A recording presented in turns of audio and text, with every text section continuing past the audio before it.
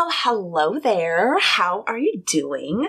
Welcome to my little video series that I call Crime Dive. My name is Crystal Sky, and if you're anything like me, you find yourself drawn to true crime cases, so that is what we're going to talk about. If you are also drawn to true crime and you want to feel better about your own makeup skills, if you want, you should absolutely like, subscribe, and let's hang out together where I will take a deep dive look into a true crime case while slapping on the old clown paint. So yeah, how's it going? Yeah, thank you so much for putting up with my chaotic schedule. Man, being sick really, like, it already sucks, but man, being sick in really hot weather sucks. It's such a drag. It got up to 113 Fahrenheit, y'all. 113. Oh my god, it was so hot. And have you ever been like that sick where it's like, you're not like fully sick, it's almost like your body is like, I don't know, sort of like semi-fighting it or whatever. So you don't get like fully sick, but you just get like really annoying symptoms. Yeah, that's what I had. My sinuses were just all out of control, and I just had really bad body aches. I just felt, like just so blah and achy. It sucked. But I was able to do like a bunch of research, just sat in bed and, worked on my laptop, and I have so many cases to finish out the year, which, speaking of, did you see my set? It is officially the start of spooky season. That's right. Yeah, so for September, I kind of like the way that it turned out. Like, I think there's some things that I wish I would have done different, but yeah, I kind of like it. So anyway, yeah, are you all ready for today's case? It is another requested case. You guys throw a lot of good cases my way. Just by the way, like, I have so many suggested cases that are actually like, in the arsenal right now that I'm researching. But, because I'm a deep dive channel, you guys throw like some really meaty cases at me, right? And so with my sort of research, I kind of, see what media says, newspapers and stuff, and then I see if there's a book on the case. And most of the cases you guys suggest have books. So yeah, if you have suggested me a case and you haven't seen it yet, just know that, like, I got it in the arsenal. It's just some require more research than others. But today's case was one that started off as like, oh, okay, I'll be able to like research this. There's a lot of information, and not like as much as some, but more than others. But like, it was one of those cases where I started digging and I found more and more and more until it just, blew up. So get ready, buckle up. This is a super long one. Today, we are going to talk about the case of Chandler Halderson. And this was a requested case, and I'm looking down here at your username, so I hope I say it right. Dacia Griffin 9689. I hope I said that right. Dacia? Yeah, let me know if you happen to be watching this, if I said that right, so sorry. But thank you so much for requesting this case. I looked into this case, and man, like, just, forewarning, we will be talking about dismemberment in this case, I don't think we go into too much detail for my tastes, but, if you have kind of like a weak constitution when it comes to dismemberment and stuff, you might want to skip this one. I always like to give forewarnings, right? Like, people have different tolerances for stuff. But yeah, we are going to talk about Chandler Halderson. And in many ways, it's almost colder than the Dana Ewell case. It's just wait until we get into it. All right, so let's begin with Chandler Halderson. All right, so Chandler Chaz Michael Halderson was born on March 15th, 1998 in Windsor, Wisconsin. His parents were Bart and Krista Halderson, and he had an older brother named Mitchell. Mitchell had actually been born in 1996, like 18 months prior to Chandler. Now, Chandler's upbringing has been, described as, very privileged, ideal. No mentions, of abuse or neglect or anything. And it said, Bart and Krista were just, like your normal loving, doting parents, wanting the best for their kids and, wanting to provide for them. And so let's talk a little bit about Chandler's parents, since, they're They're unfortunately a major player in this case. So we'll start with Chandler's mother.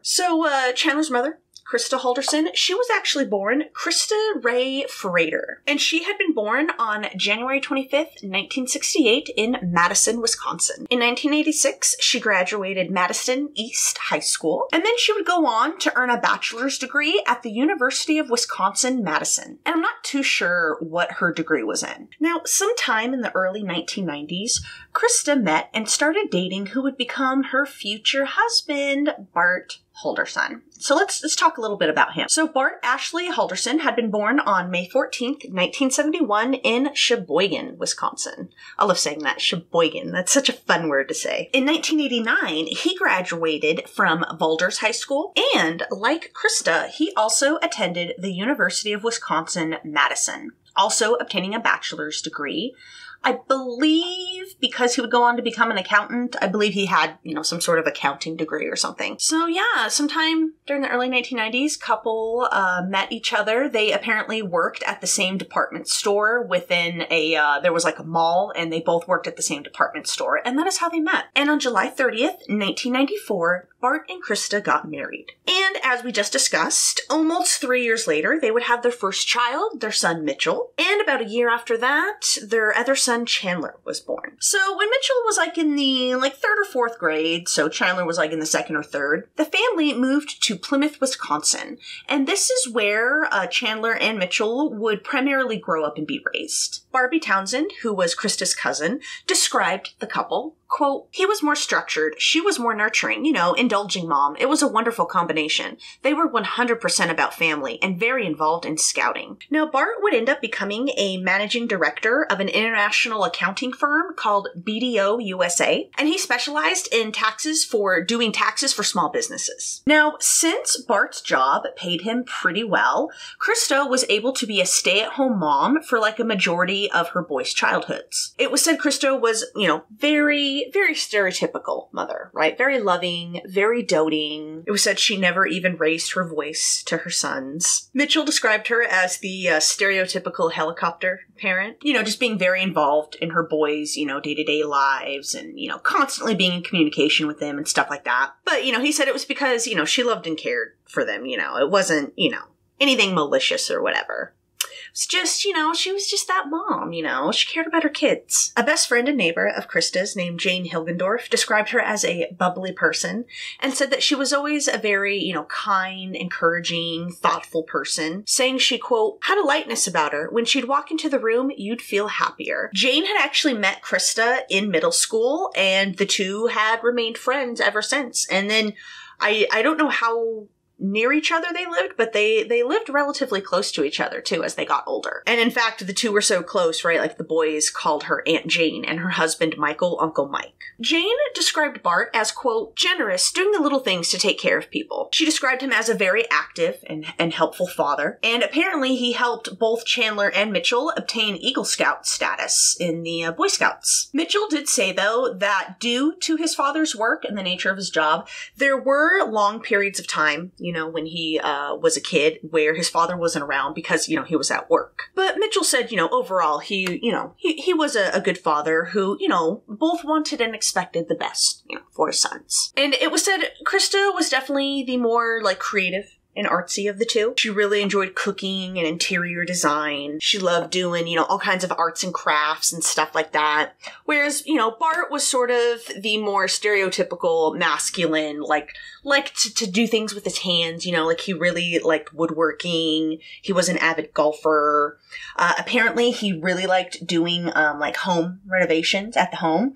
And at the time of the events of today's case, I know he was doing some sort of remodeling in the house or the basement or something. But yeah, he really liked to do, that kind of work, that hands-on, kind of construction work. But of course, right, like with other couples, they also had stuff that they enjoyed doing together. They loved spending time with their dogs, Izzy and Rizzo. They loved hanging out. They had a close group of friends, couple friends that they hung out with. They loved going to Badgers football games and loved going to concerts on the square. The Haldersons were also pretty active in their community by supporting numerous organizations. There's things such as, the Kiwanis, Boy Scouts of America, the Optimists, Place, and the UW-Madison Outreach. Now, Chandler and Mitchell would both attend Plymouth High School. And, in high school, Chandler, he went by the nickname Chaz, and he was sort of like kind of like a jock stereotype, right? Like, he was on the swim team as well as the track and field team, and he was just a very athletic guy.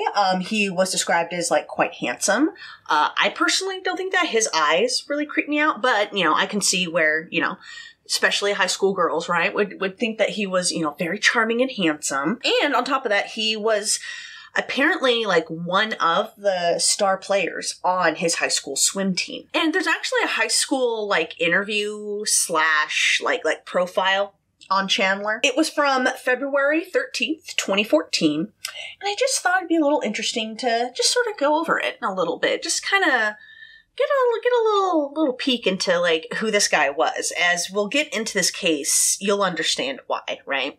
So like I said, this wasn't really so much an article as more of like a profile, like, oh, what's your likes and dislikes and, stuff like that. Because it was like a little high school, like little blurb article, right? But it begins by stating that Chandler took first place in the 100 breaststroke, swam in 2 second place relays, and he finished third place in the 50 freestyle. And his wins actually helped the Plymouth High School boys swim team overall take second place at this Eastern Wisconsin Conference Championship meet that they had done. And I'm guessing that's probably why there was a profile on him. He listed the 200 freestyle relay race at the conference as his team's favorite achievement, or his favorite team's achievement, excuse me. He listed being an Eagle Scout as his all-time personal achievement, and his number 1 athletic goal was to go to state in an individual event in swimming. He listed his favorite sport as, unsurprisingly, swimming. His favorite athlete was, surprisingly, Ryan Lotch. His favorite pro ball team was UW football. His favorite TV show was Psych. His favorite movie was Star Wars Episode 2, Attack of the Clones. That right there should have been an eyebrow raiser. His favorite class was lifeguard training. His favorite food was steak. And his favorite saying / phrase was just keep swimming from Dory from Finding Nemo. He said his favorite hobby was camping. If he could be any celebrity for a week, it would be Morgan Freeman. He listed Livin' on a Prayer by Bon Jovi as his favorite pump-up song. Eating spaghetti was his pre-game ritual. He listed Mark Wahlberg as a famous non-athlete person that he would beat if he could or follow on social media. He said Ryan Lotch was his number 1 inspiration. His number 1 pet peeve was people talking out of turn. He listed engineering as what he wanted to do in the future for a living. And he said for him, sports were important to him because you met a lot of different people and it helped you stay in shape. He listed leadership as his own personal strength and said the one thing he needed to work on personally was listening to other people's ideas. So I just thought that was like a little interesting profile into Chandler, at least who he was in high school. Now, after the boys were, more grown, Krista re-entered the workforce. And she was a administrative assistant / receptionist, for Zimbrick Automotive, which was an auto body shop. Apparently she had heard about this job from a friend. And around 2018, the family, except I think Mitchell, because I think at that point of the time, think he was out of the house. But in 2018, the Haldersons moved. They moved to Windsor, Wisconsin, and moved into a 3-story multi-level home. Like one of those homes where I believe the first floor, subfloor, whatever, was like the basement, like storage garage area. I think the second floor was where the kitchen, living room and stuff was, and I think the third floor is where like the bedrooms and stuff were. There was also a very large, I believe, man-made pond behind, because there were houses that lived, along the edge of the pond, and the house had, their backyard had this, big old pond. And it is said the Haldersons were very quick to make friends with their neighbors.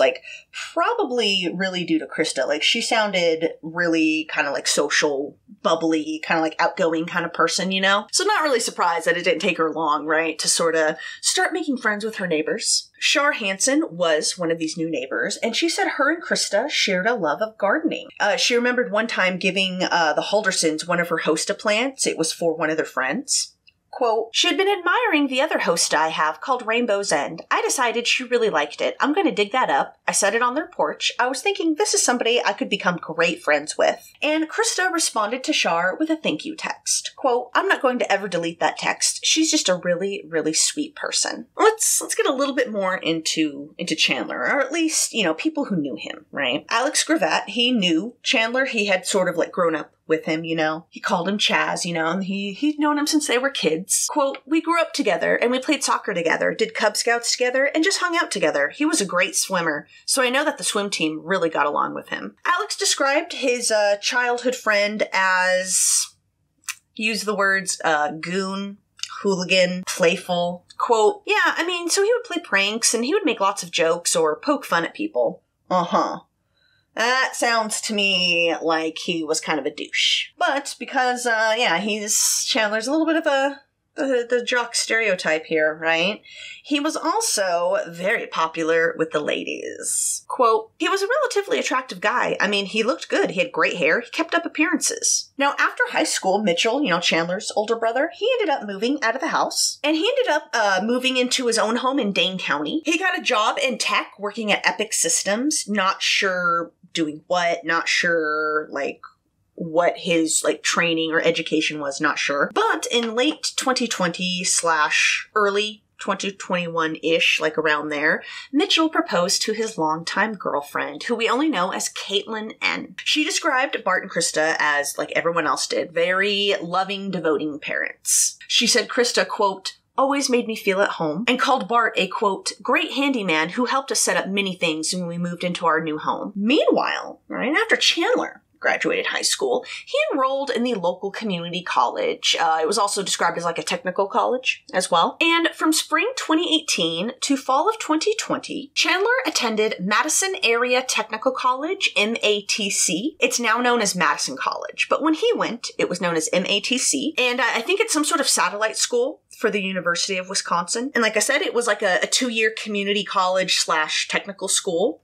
And Chandler majored in renewable resource engineering. And I think he also had some sort of I don't know if it was another major, a minor, or other certificates, but he was also studying IT and also studying to get some sort of certificate for solar panel installation. Now, to say that Chandler didn't do that well in school would be an understatement. His grades, pretty abysmal, right? And classes that he didn't straight up fail, he withdrew in order to avoid an F. He actually took some courses twice and failed them twice. And because it's Reddit, someone on Reddit posted his college transcripts. Apparently, they were shown in one of the many court videos that there is going on. We'll get into it in a little bit. But someone posted it on Reddit, and so I thought, yeah, let's go through Chandler's transcripts. In spring of 2018, he got a B in leadership as an art. Guess it wasn't his strongest personal suit after all. He got a C in trigonometry.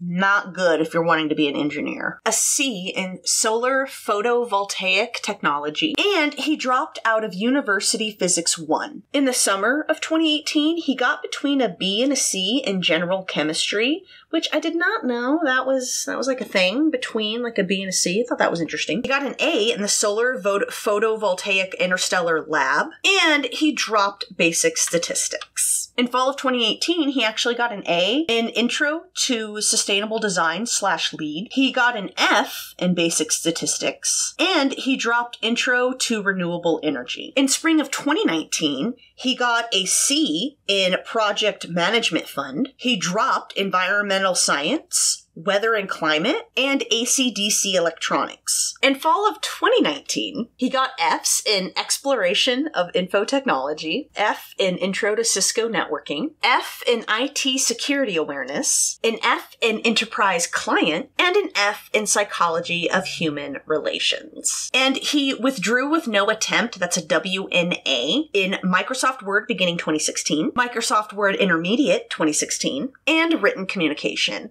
And withdrawing with no attempt just means that you dropped the class within the first 10 days. And it doesn't like affect your GPA or anything like that. Now, apparently there are no transcripts for the spring 2020 semester, although someone on Reddit said that they did attend MATC at that time, and they did have classes. They had just transitioned online, because remember, that was when lockdown and all that was happening.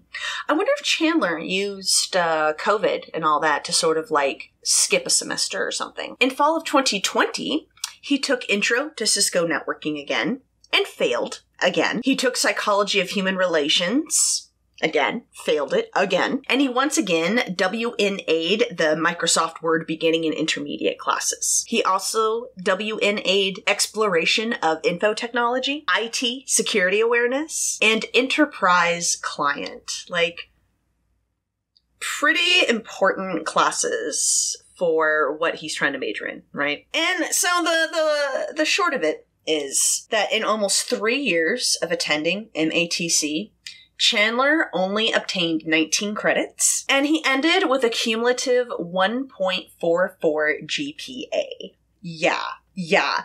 And like, people were like joking in the subreddit, like, man, you have to like actively not try to like fail out of a community college and technical school. And like, gotta say, like, it's kind of true. Like, they really do try not to fail you.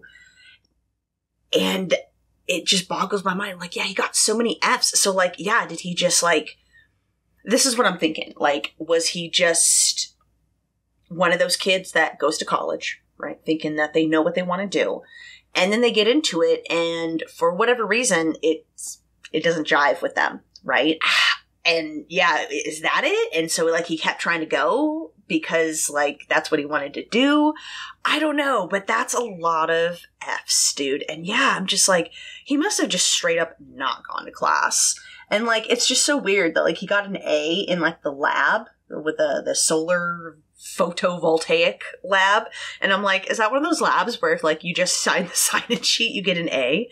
Because it was just so bizarre. Like, I'm so curious. I would love to see like an interview with someone who went to school with Chandler.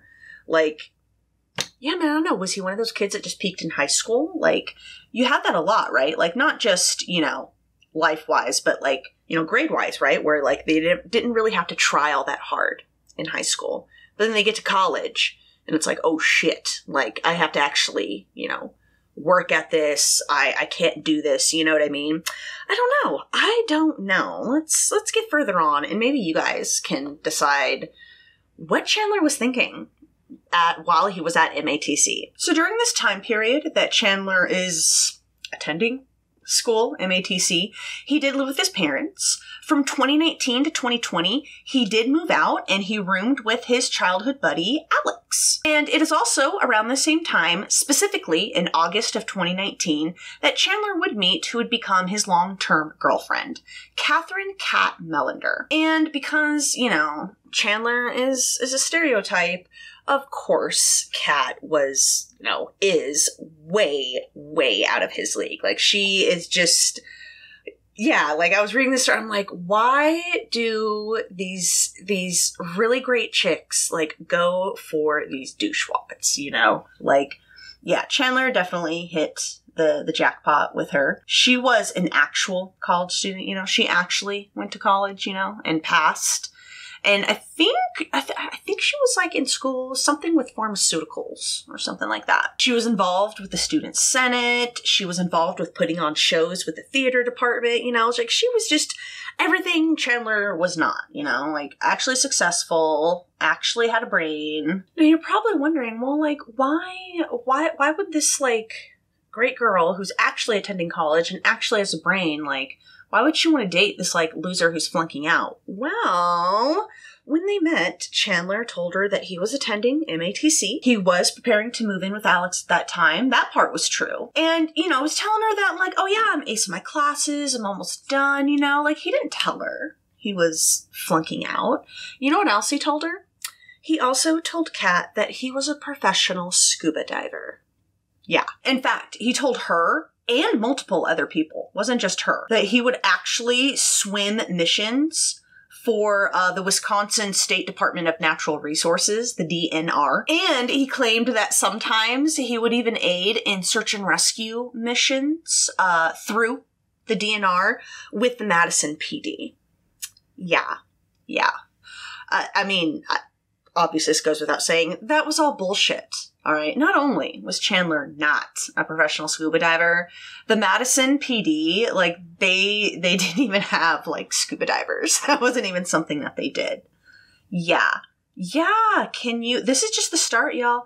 This is just the start of the lies. And, no one questioned it, because who would, right? Like, I don't know, man. Like, if my first thought wouldn't be like, oh yeah, this person's, like, totally full of shit, because it'd be like, why would you make something up like that, right? Like, because, like, we're rational people, So, yeah, nobody ever questioned, Chandler's stories. Plus the fact, right, that he was, like, a legit swim athlete or whatever, I'm sure that aided in, the believability of what he was saying. Catwin would later describe just what her and Chandler would do when they were together. Quote, "We would grab dinners, have movie dates, just sit at home, watch movies, go on walks quite often." They would end up dating approximately 2 years, and during that time, Kat also shared a close relationship with the Haldersons. She said Bart would show her, like, fishing tips or, like, cooking tips if she was cooking. She said her and Krista actually texted quite often, and that, like, whenever she shared, like, a recipe or something else from, like, her culture, that Krista would be, like, super excited and, like, all into it. She actually said that Krista wanted to plan a girls' trip to Disneyland with her and Caitlin. Remember, that was Mitchell's fiance. And yeah, dude, Krista just sounds like the perfect mother-in-law that you would want, right? Like, 'cause you always hear nightmare stories about that.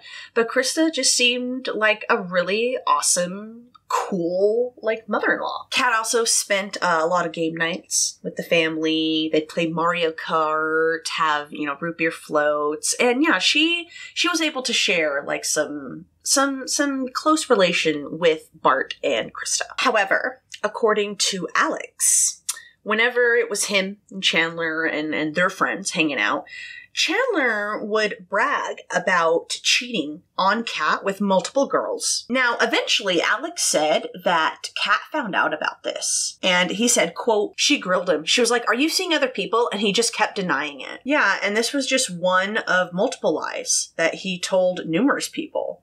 Now, I don't know if he was actually cheating on Kat or if he was just saying that to be, like, cool in front of his friends. But this was a habit of Chandler's. He was just a pathological liar. I don't think he told his family the scuba diver story, because I don't think, right, because they would know that was bullshit. But he did tell everyone, including his family, how well he was doing in school, how he was almost ready to graduate. He told a former girlfriend named Dakota Brown the scuba diver story. I don't know if this was, before or during Kat, but Chandler just lied about, like, everything to everyone, and he just did it so seamlessly, And again, right, like, we're rational, normal people, right? So, like, yeah, when someone says something like that, like the scuba diving thing, like, yeah, you're not going to think about it. You're just like, oh yeah, man, that's cool. And it was said he was just really good at lying. Well, maybe not, like, all that good, because, Kat still didn't, trust him with the whole cheating thing. And so Chandler agreed to let Kat track his movements via Snapchat, because it has that feature where you can, like, share your location in real time with people. And so Chandler, agreed to let her monitor his location via Snapchat, and his little avatar that she had on her Snapchat, she labeled hubby. In the fall of 2020 is when Chandler finally dropped out of MATC, all right? But of course, he didn't tell anybody that. He didn't tell Alex, Kat, Mitchell, his parents, nobody. He didn't tell anyone about, flunking out, failing, whatever the hell was going on at school. He didn't tell anybody. Instead, he became way more secretive. He eventually moved out of the apartment with Alex and back in with his parents. And yeah, he told them, along with, Kat and everyone, that he was still attending. He was on the verge of graduating. And not just that. Chandler also told everyone, including his parents, that he had a remote job / paid internship at American Family Insurance, AFI. Additionally, get this, guys. Get this. Chandler grew the lie more. And this was like in late May 2021. He grew his lie exponentially when he said he had landed a job in Titusville, Florida, working for SpaceX.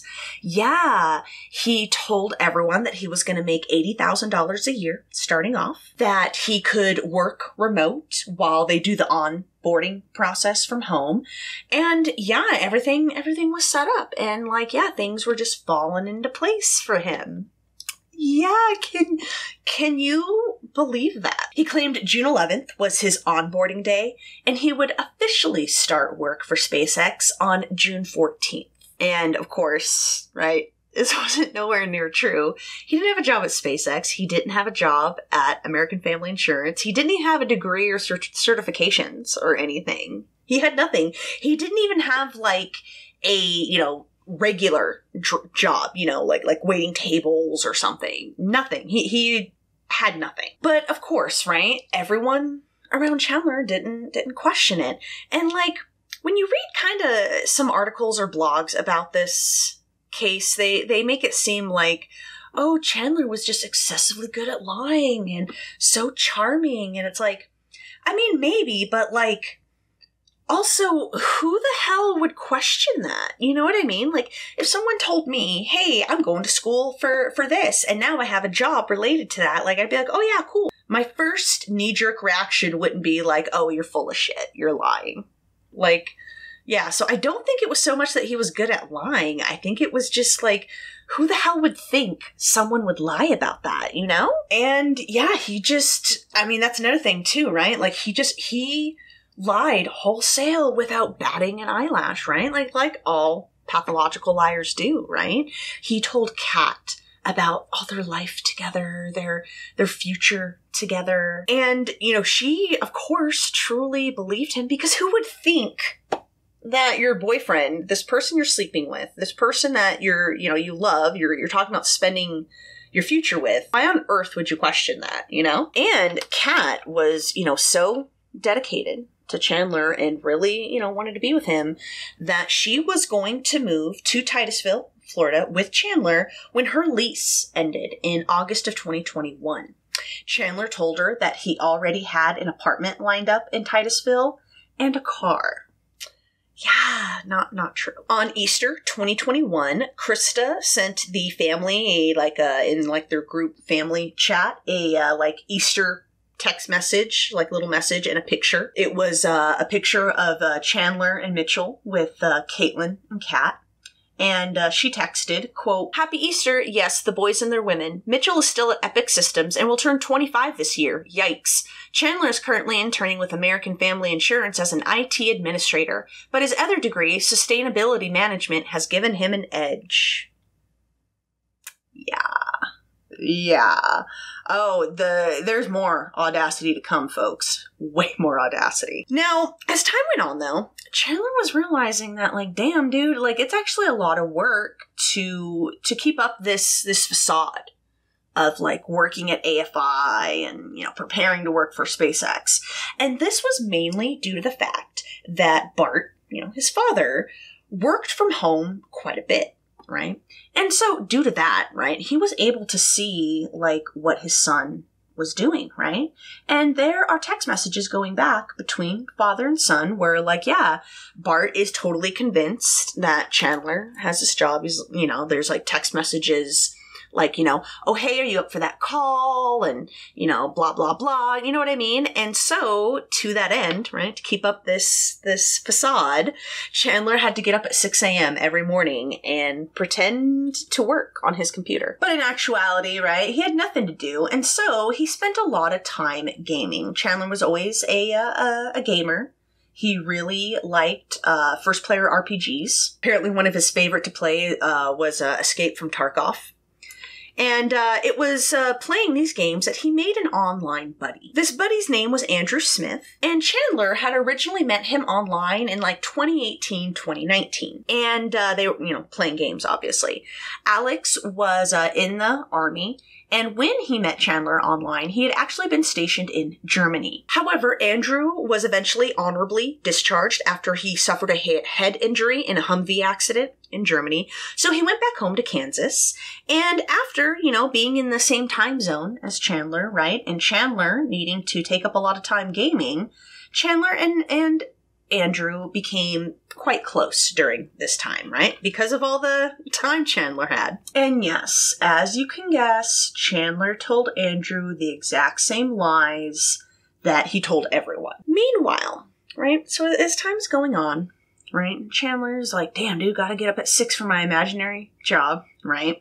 Bart couldn't help but notice that, man, like, my son's saying he's working, but, like, Chandler was always hard up for cash. He always had no money. He was always scraping by. And he always had an explanation for why he had no money, why he couldn't chip in for bills, and why he couldn't pay his parents' rent. Now, at this point in time, I think Chandler had been telling the AFI lie for like almost a year at this point. And so I guess at some point, right, I'm not sure when, but Bart asked Chandler about his finances. Remember, Bart was an accountant, right? So, of course, he's, like, curious, where's Chandler's money going? But, of course, right, being the pathological liar that he is, Chandler always had an excuse for his dad, right?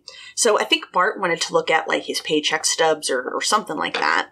But Chandler was ready for an excuse as to why he couldn't show those to his father. Now, first, he said that he couldn't show his father any paycheck stubs because he hadn't been paid yet. And that was because the paperwork that AFI filled out, the HR department, well, they had it wrong. They listed him as an hourly employee, but he was really a salary, so that was going to delay his paycheck. Now, when Chandler could no longer use that excuse, he then said, oh, you know what? Now it's my fault it's delayed because I gave them the wrong direct deposit information. So, that's gonna delay my money even further. When that excuse was no longer flying, get this, guys, he told his father, at this point, AFI owes me so much money. When they deposited my check into the account, it was flagged as fraudulent, so, that's going to delay it even further. However, as time went on, Bart was growing more concerned, and it's not exactly clear if at this point he was suspicious of his son, or if he was concerned that, his young son was being, taken advantage of by a company. But I'm not sure. I'm not sure how it started, how or when, but Chandler must have been aware that Bart was going to contact AFI, And so, to that end, Chandler created a fake email address with a Gmail, all right, a fake Gmail address, and he created a fake name and started to parade around as an AFI HR manager. He said his name was Tom Selznick, and Bart then began communicating with Tom in email, back and forth, right? And I guess there were emails for months between the two. Yeah, with Chandler parading around as this non-existent Tom Selznick guy. And there was also, like, some really funny things, and it wasn't clear, again, if Bart was aware of these or not, but, like, all of Tom's emails were riddled with spelling errors and punctuation errors. His email signature that said HR, Human Resources Manager, resources was spelled recourses. On June 11th, again, 2021, Chandler wrote an email to Tom. So he wrote an email to himself.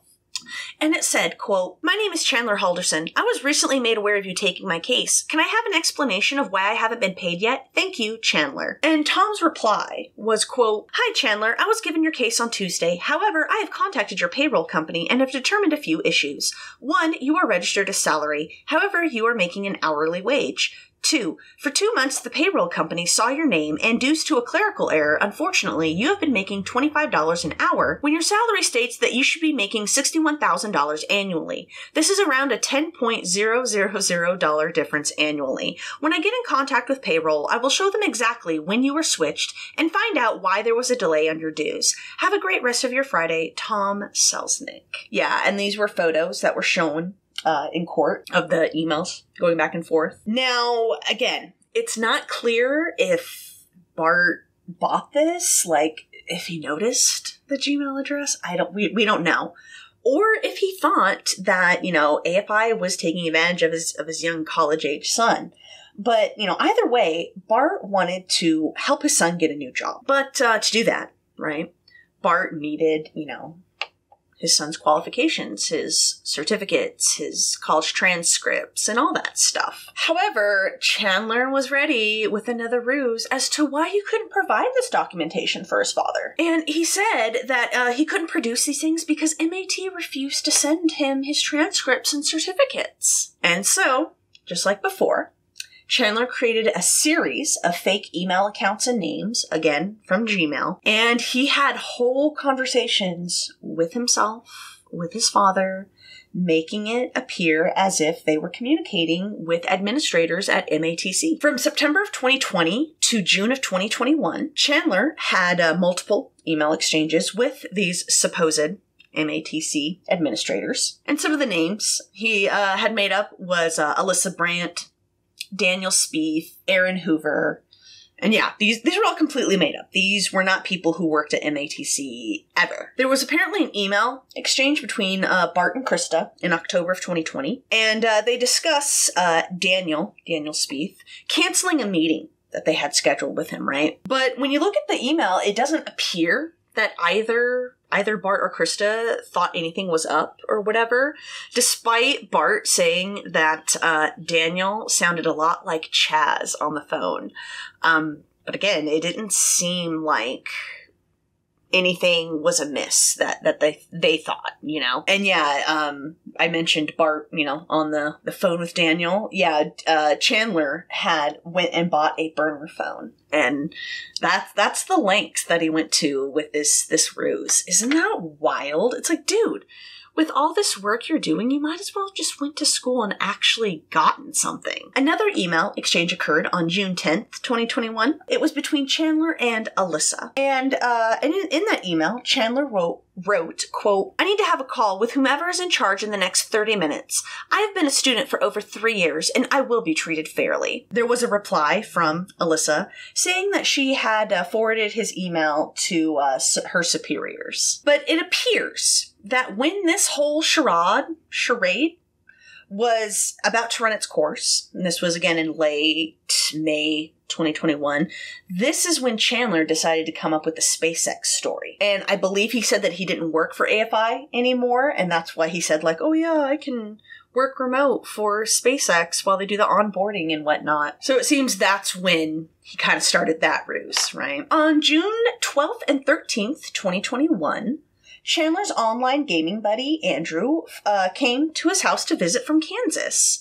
And during his visit, before he left, Andrew gave Chandler a little gift. It was a black SKS Norinco rifle, and it was custom built with like an 18 to 20 inch barrel. Apparently, Chandler really, really liked foreign-made, especially Russian-made weapons, and apparently this is the kind of weapon that he would like always choose in-game. Andrew collected and sold guns, but he wasn't a huge fan of this one, and he knew Chandler, liked these kinds of guns, so he thought, he would appreciate it more. Andrew also gave Chandler about 480 rounds of ammunition to go with the gun, and he documented the purchase by photographing Chandler's ID next to the serial number of the gun. Chandler then hid the weapon in a desk in the basement, explaining to Andrew that, like, his parents wouldn't be too thrilled of having a weapon in the house. Quote, "His parents understood why firearms exist in the world, not that they necessarily support having them. I understood they might not be happy about having this firearm," and that was according to Andrew. Now, not long at all after Andrew's visit, the Haldersons were plagued with a few health problems. Krista was diagnosed with skin cancer. I don't know the specifics of that, the prognosis or anything like that. And Mitchell was diagnosed with diabetes type 1. I guess he had gone to a regular doctor appointment, and it was just to get, some routine blood work done, and like his blood sugar levels were like really bad, and they discovered that he had undiagnosed type 1 diabetes. And I'm not sure what happened, but I know this caused him to be hospitalized for a few days. I think his blood sugar spiked or something like that, and he did have to be hospitalized for a few days. Mitchell described Krista as overly concerned about him. Of course, she's the mom. And it is these health problems that Chandler used to delay his start date at SpaceX. I don't know when he said the new start date was, but on June 17th, Chandler went to the ER after he claimed he had fallen down a set of stairs at home. So apparently Bart was working from home that day, and he heard, a loud thump upstairs.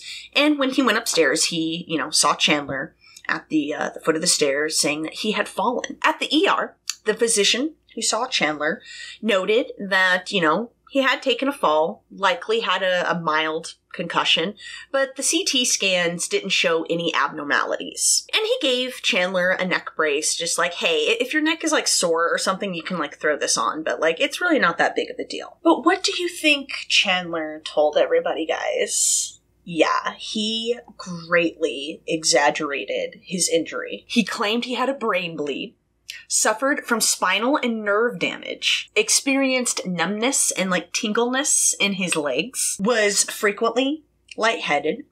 He said that doctors told him that he could no longer fly on airplanes or drive long distances. He also told everyone that doctors told him this numbness and tingleness in his legs, it could be permanent. And Chandler would eventually need brain surgery and a colostomy bag. Yeah, can you believe this fool? Now, it is believed that Chandler thought this was a perfect way to, extend his lies, make excuses. Plus, right, the family was still sort of reeling from, Krista and Mitchell's diagnosis. And also, I forgot to mention, of course, Chandler sported that neck brace around. Yeah. So for Father's Day of 2021, I don't think it was actually on Father's Day, but around that time, Bart, Krista, and Mitchell and Chandler had a Father's Day brunch. There's a picture of this brunch, and yeah, you can see Chandler sporting his neck brace. Now, I don't know exactly when, but not too long after his fall, Chandler then claimed that he was let go from SpaceX. And he said he had been let go because he had too many errors and mistakes after his accident. Plus the fact that he could no longer fly on planes or drive long distances. They were how were you supposed to get here? And so he told everyone that that's why he was let go from SpaceX. So I don't know the details. I don't know what led up. I don't know if Bart Long had suspicions. We just don't know a lot of that information. But what we do know is that on June 29th, again, 2021, Bart called up MATC directly, and he pretended to be Chandler, which wouldn't be too hard, right? He would know his son's personal information. Bart spoke with the school's enrollment coordinator. His name was Omar Job, and it is in this 17-minute phone call that Bart discovered that Chandler was full of shit, right? He found out that not only had his son not graduated, he had pretty much, flunked out, still had an outstanding bill of $2,000, that he hadn't been attending school since 2020, and all of the people he had supposedly been in contact with didn't work at MATC, didn't exist or whatever. And yeah, it was in this phone call that Bart was finally, it was confirmed. Everything that Chandler had said was bullshit. Bart then scheduled an in-person meeting with himself, Omar, and Chandler for July 1st at 3:15 p.m. And the last words, recorded words, that we have of Bart was when he hung up with Omar. Quote, "That'll be it then." At 3:27 p.m. that same day, Bart sent Chandler a text message. And all it said was, "I spoke to Omar Job." And I don't know how long, maybe he put two and two together immediately, but Bart, right, of course, realized that everything Chandler had said was bullshit. SpaceX, AFI, all of it, right? He didn't even have the qualifications or, the certificates or degrees. So yeah, obviously it was all bullshit. So let's go to the date that they have with Omar, July 1st. So on Thursday, July 1st, 2021, starting at 7:26 a.m., Chandler started sending a series of Snapchat messages to Kat. Chandler, whose handle was Chazzle-Dazzle, said, quote, "I hardly slept." And Kat, responded, "I'm sorry, B, why?" Chandler, "I don't know. Stuff hasn't really been going well for me lately, so I'm trying to plan for the next thing to fuck me over." And Kat, "B, it's gonna be okay." Chandler, "Yeah, I just had a great future planned, and it's falling apart." You had a great future planned. Motherfucker, you didn't even try to, do anything. You didn't ask for help. You didn't... Get the fuck out of here. Kat would later say that the tone of these messages, it did worry her, because it just didn't sound like the Chandler she knew, At 1:04 p.m. that same day, Chandler sent Kat another message that read, quote, "I overheard that they might go to the cabin with their friends, but I don't know," and referring to his parents. His family had a family cabin up in White Lake, and it was about a 3-hour drive north of the Halderson home. And the cabin had actually been in Krista's family for quite some time. Her grandparents had built it, I think in the 40s, and it was like a straight up log cabin. Krista also co-owned it with her cousin Barbie. Now, it is thought, all right, with the sending of this message to Kat, it is thought that Chandler had already decided to murder his parents. Now, the last text message that Bart Halderson would ever send would be to Chandler, and it simply read, "I'm ready whenever you are," and it was sent at 2:10 p.m. And this seems to be the last confirmed, communication, sighting, or whatever you want to call it, of Bart Halderson. And it is believed, before the scheduled meeting with Omar, Chandler had taken the gun that Andrew had given him and shot his father 2 to 3 times in the back. Sometime later, after this, Chandler texted his mother, quote, "Dad's phone died. Text or call me and get soda on your way home. I have an extra hour of work." Krista replied back, quote, "'Kay, I can," with a smiley face. And that was at 3:22 p.m.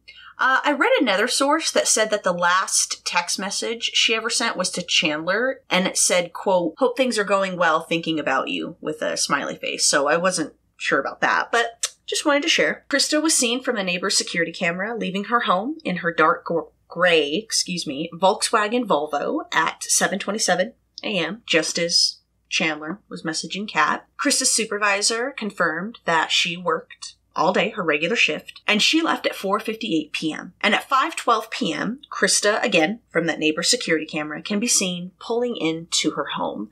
And this is the last known sighting or recording of Krista. It is believed that she suffered the same fate as her husband and was most likely shot from behind multiple times. Now, at this exact same moment, right after Chandler had finished killing his parents, Chandler created a note in his iPhone. It was at 5:11 p.m., so I don't know if the neighbor surveillance video camera was a little off, or maybe he started the note and then Krista came in and he did it. But either way, the data shows that he started this note at 5:11 p.m. And it read, quote, "Weekend chores. H2O2 lemon." H2O2 is the chemical name for hydrogen peroxide. Lemon, as we know, is a deodorizer.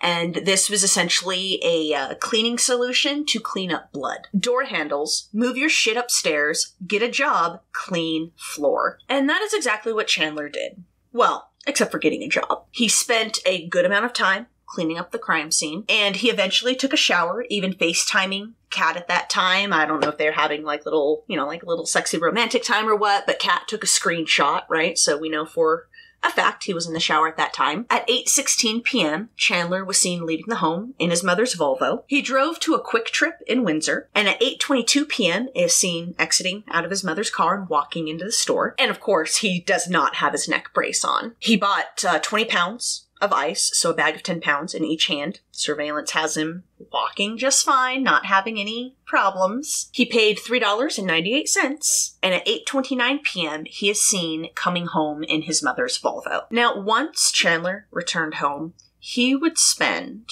the rest of the day/evening early into the next morning, dismembering and attempting to dispose of his parents' remains. And let me tell you, we're going to get into some dismemberment talk, so yeah, just be forewarned. Now, Chandler dismembered his parents' bodies. It's believed he removed their heads and their limbs from their torso. And he attempted to dispose of some of those remains in the family fireplace. Now, as we know, right, we've done enough true crime research to know that, like, burning a body, right, requires very high temperatures. And a fireplace, right, it's going to take a lot to get it to the right temperature, right? So to that end, Chandler tried to, like, pump air into the fireplace, like, by, like, setting up, like fans and shit. And he was trying to pump, you know, like enough air to get the flames hot enough. And he even used a tape measure to measure how big the fireplace was and like what body parts he could put in the fireplace, like how big, like which pieces would fit. Now, at some point, he got the fire going really good, but as it was burning the remains, which included his parents' heads, human fat began dripping off and igniting, right? And Chandler, being the genius that he is, threw water on it. You know what happens when you throw water on a grease fire, right? So it made it worse, and the impact of the cold water and the fat that was on fire caused one of the glass panes in the fireplace covering to burst and shatter. Stephen Grieber lived across the street from the Haldersons, and he just so happened to be a former detective at the Dane County District Attorney's Office. So that same evening, right as Chandler's doing this, Stephen goes out to his front. It's after his granddaughter's softball game, and he went out front because he was going to clean off some radishes. So as he's cleaning, right, he becomes aware of a burning odor all of a sudden. And, you know, first he smelled it, but then very soon it overcame like the whole street. Now, at first, and a lot of people said this, at first he thought someone was grilling meat or having a pig roast outside. And he would not be the only person to describe the odor like that. Quote, "For the remainder of the time I was outside, it became a pungent smell to the point I walked down the driveway to see if anyone was grilling." So throughout the night, right, as Chandler's doing that, he's messaging Kat on Snapchat, and it's just like a normal conversation talking about their plans, what they're going to do that weekend. As he's fucking dismembering his parents and burning the remains in the fireplace. Just wait. Now, eventually, Chandler told her that he was going to go to bed and say goodnight to her. But as we know, that's not what he did. He spent the remainder of that night, and like I said earlier, into the next morning, attempting to burn the remains in the fireplace. Colin Lynch lived across the pond from the Haldersons, right? So his backyard had a view into their backyard. And from late in the evening, on July 1st, into like the early morning hours, about 4 a.m., July 2nd, on the video camera that Colin had facing out to the Haldersons' back, you can see what is described as a flickering light, and it's coming from a window at the Halderson home. The window that just so happened to be the closest to the fireplace. And let's also remember, this is July, right? So a fire going, anything like that, smoke from the chimney, all that, that's very strange. The remains that Chandler was unable to dispose of in the fireplace, he wrapped and put in the basement freezer. So a few hours later, remember we're on July 2nd now, at 7:21 a.m., Chandler visited a Fleet farm in DeForest, and he bought a large tarp, at a Home Depot. Now, knowing that Kat was going to be spending the night that night, Chandler asked her if she could bring over some hydrogen peroxide, some ice, and her mom's Swiffer jet mop.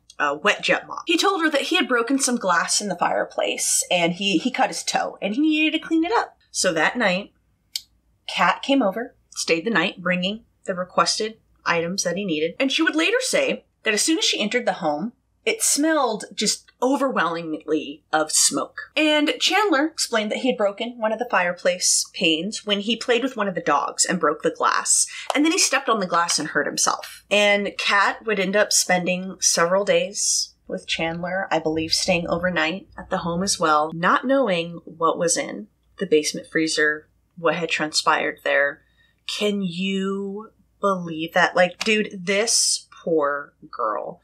I hope she's able to get the therapy. Like, can you imagine not just staying in the home where this like awful thing happened, but like the person next to you, the person that like you're thinking of like, you know, giving your love and your heart to and everything did that? Like, dude, the issues I would have.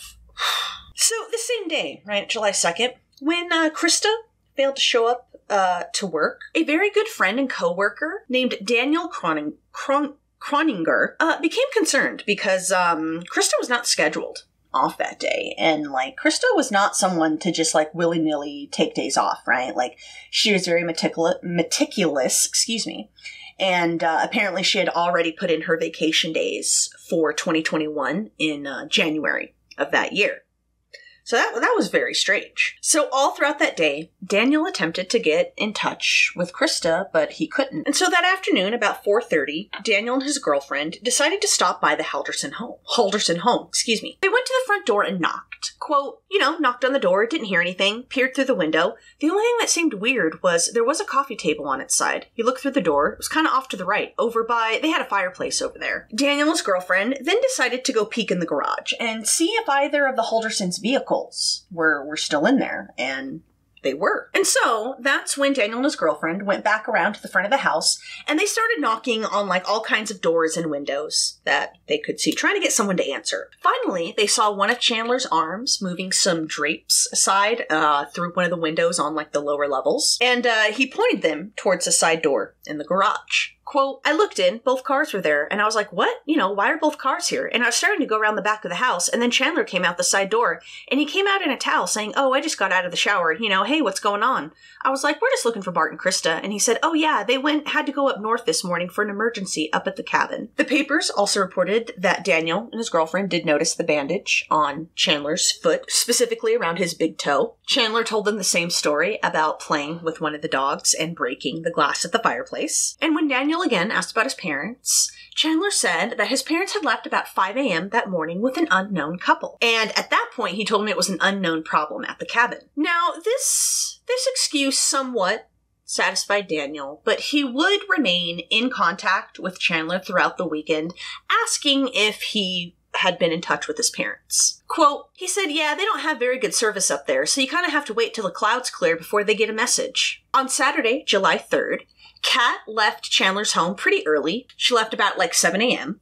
Chandler told her that he had planned to do a bunch of cleaning that day. In actuality, Chandler took some of his mother's remains, which included her legs and one of her feet, and he drove to the Waste Management Deer Track Park landfill, and this was in Watertown near Johnson Creek. Excuse me, man, I cannot talk today. Johnson Creek.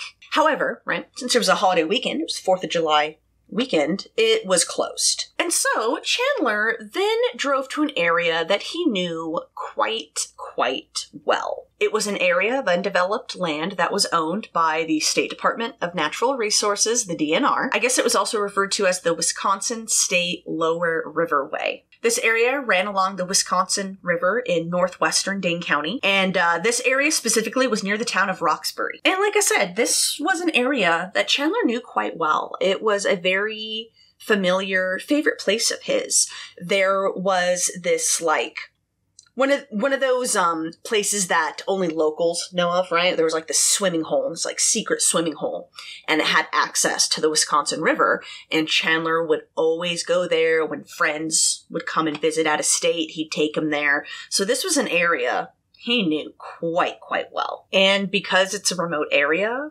that he knows a whole lot, and that has raging waters and currents from the river, this is where Chandler decided to dispose of his mother's remains. Now, a witness would actually spot Chandler in this area.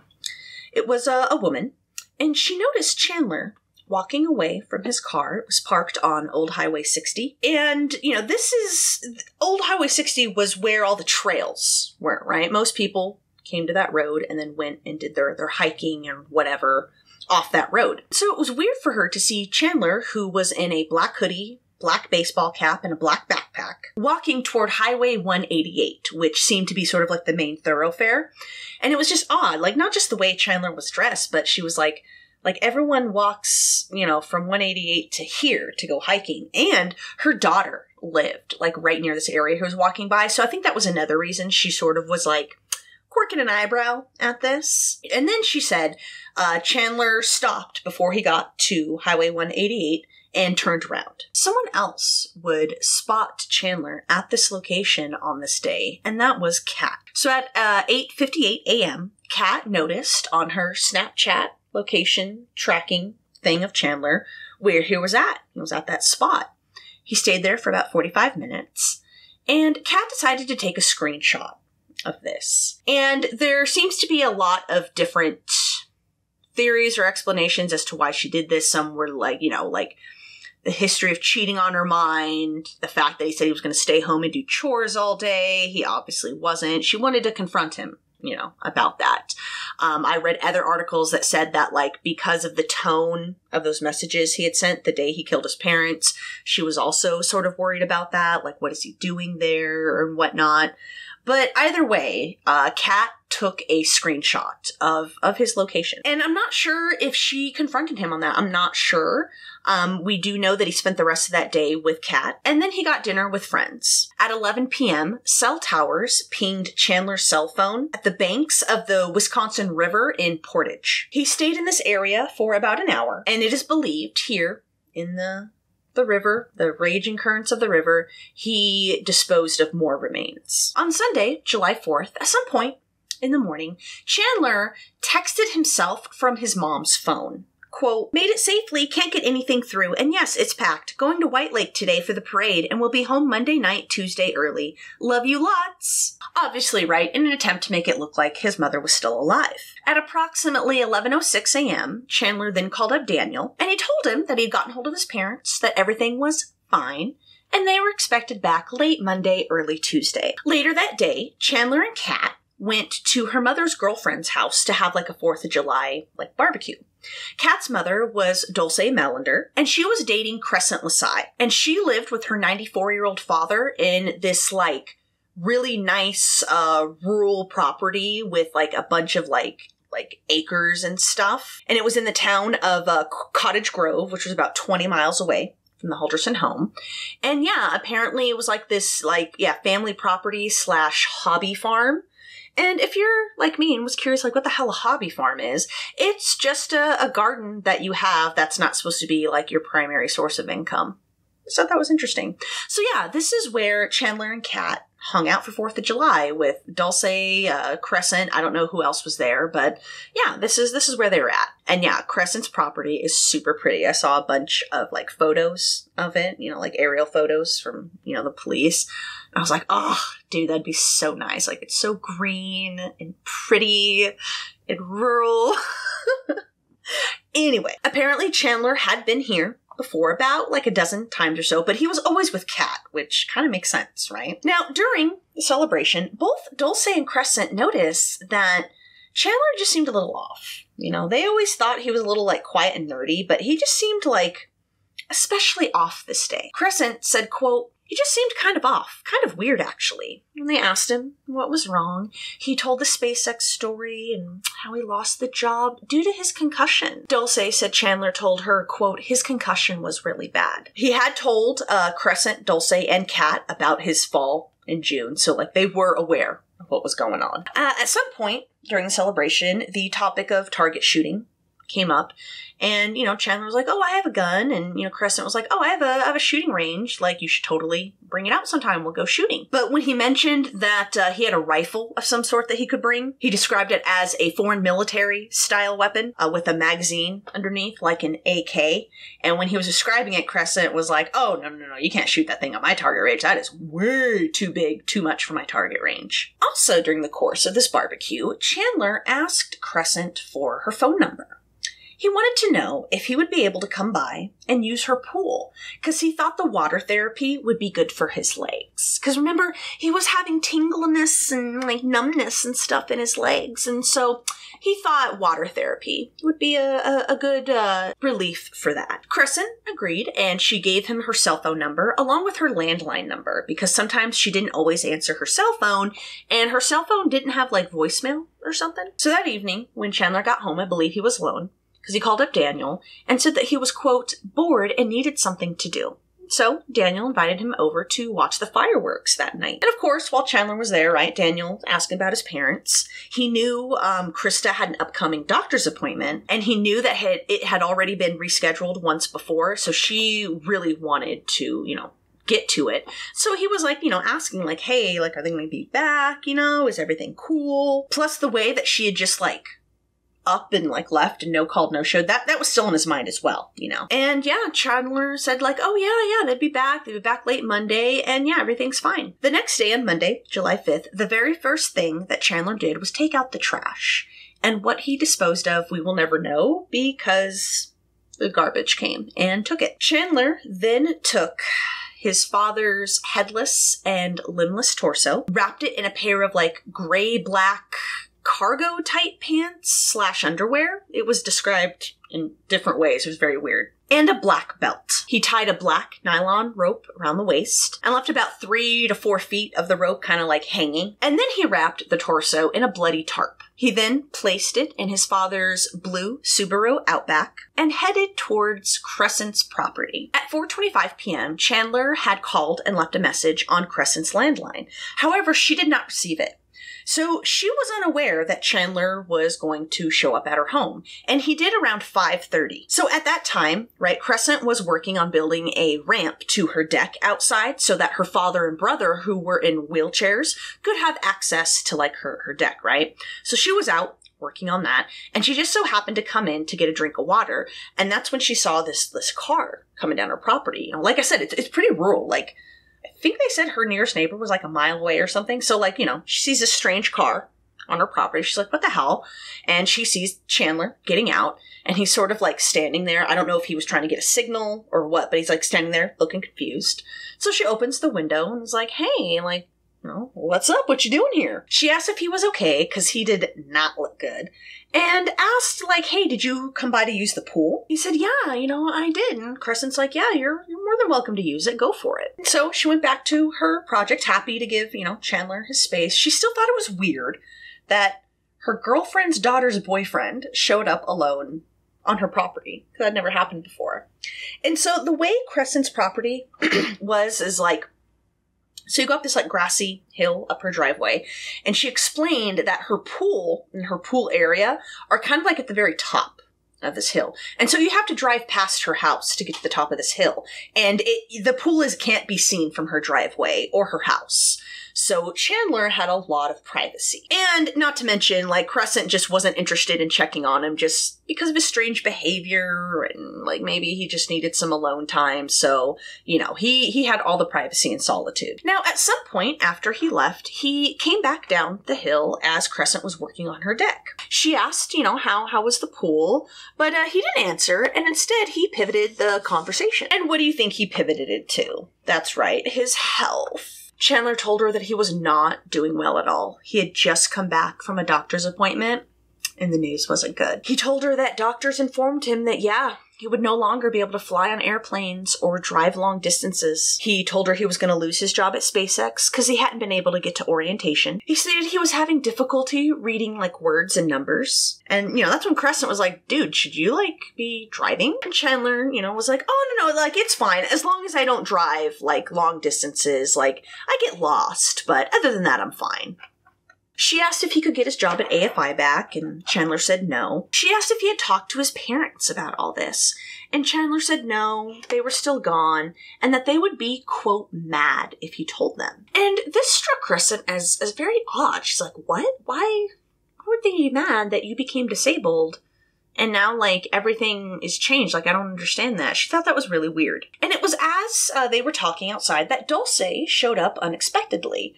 I don't know if she walked through the house, if she had a key, or she, like, walked around. Not sure. But, you know, she appeared and she's like, oh, hey, what's up? And Chandler then, you know, lamented to her all of his problems, just like he had to Crescent. Now, I read another source that said Dulce came over because she was aware that Chandler was going to show up at Crescent's home. She, you know, knew that her girlfriend sometimes didn't answer the phone, and she also knew that Crescent liked to sometimes go topless in her pool. Quote, I was worried he might see her. So I'm not sure, but either way, Dulce shows up and, you know, all three of them talk. And then, after a while, Chandler said he was going to go back to the pool, leaving the two women alone. And immediately after he left, you know, Dulce and Crescent just started talking about, like, how weird and off everything seemed. So after about, like, an hour and a half, and wanting to use her pool, right? She's been working hard on her deck all day. Dulce and Crescent hopped on her lawnmower, one of those, like, ride mowers, you know? I think I saw a picture of it. There was, like, a little, like, trailer behind it, too. So they hopped on her mower to drive up the hill to go to the pool area. And when they got there, they were kind of put off that they didn't see Chandler anywhere. And Crescent said at this point she was a little irritated because she had been waiting for this fool to finish, you know, so she could use her pool. And, like, he wasn't even here. Not just that. They saw the pool that the cover was still on. So he had never even used it. They started looking around, and right near in this area, Crescent had, like, it was an old tobacco shed, but they just used it as sort of like a storage place now. But she had the shed, and she had the front doors and back doors open, right? So you could see through it. And when she looked over, saw through her shed, she saw Bart's Subaru Outback parked in a field. It was, like, backed in to this field. Right behind the shed was, like, a field of tall grass, and then beyond that was, like, a wood line. And I read some reports saying that this wood line marked the boundary of the property. Also in this area was a rusted, old, tipped over, like, oil drum. Now, at this point, Crescent thought, like, well, that's weird. Maybe sleeping in his car? Or maybe he went and took a walk in the woods, you know? Dulce, though, her immediate thought was like, oh my god, is he doing drugs? Either way, right? Both women were like, what the hell's going on? So they hop back on the mower and drive towards Subaru. And when they get there, they find nothing amiss. There's no Chandler. The hatchback is open. And there's nothing. There's no blood or anything like that. Now, at this point, Crescent said that Dulce was pretty upset because she was convinced that Chandler was doing drugs somewhere on her girlfriend's property. But at that moment, Crescent was just like, you know what? I don't give a shit, dude. Like, I'm hot. I'm irritated. I want to chill in my pool, and that's what I'm going to do. And so they went back to the pool. Crescent opted to go topless, as she sometimes did, and the two women were swimming, and as they were swimming, they were still discussing Chandler. And Dulce was just continuously questioning everything, and she was like, yeah, is this fool doing drugs? But we unfortunately know what Chandler was doing, right? And it wasn't ripping off a bong or smoking on a crack pipe. So as Crescent and Dulce swam together, Chandler was busy disposing of his father's torso and that old rusted oil drum that was there. Chandler deposited several of the tools he had used to dismember his parents. It included an alloy saw, a hacksaw, scissors, a broken bone saw, pruning shears, and even a bolt cutter. So apparently Crescent had always meant to take this, like, old oil drum to salvage. And apparently when you take something like that to salvage, you cut a hole in it so, like, they know it's meant to be, like, salvaged and not, like, fill it with, like, cement or something.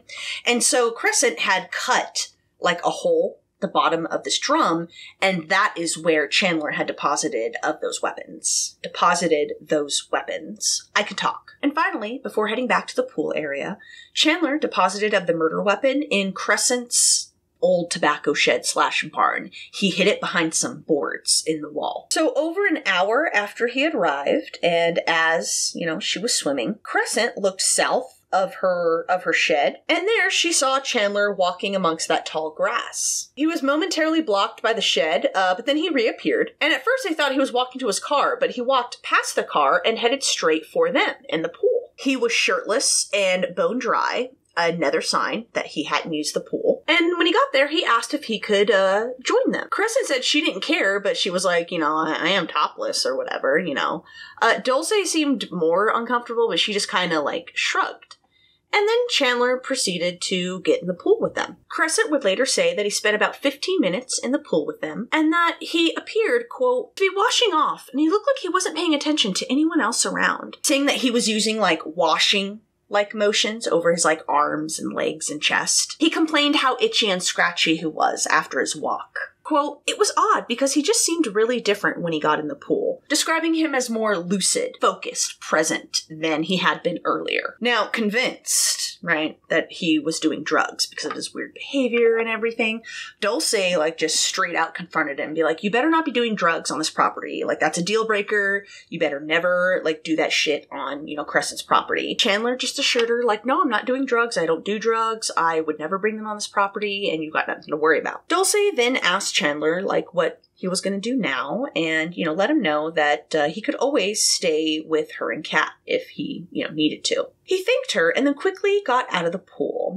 mumbling something about Kat making dinner and having to go. Crescent said that he got out of there very quickly, quote, like he was on a mission. So that Monday night, Tuesday morning, the Haldersons' garage light turned on about 7 times. It was between the hours of 1 a.m. and 4 a.m., and each time the light was on for approximately 5 to 6 minutes. At 4:30 a.m. that same Tuesday, Chandler drove around the city of Madison, just sort of aimlessly, and he didn't do much else later on that day other than hang out with Kat. And I think she is one of the first people to question Chandler about where his parents were.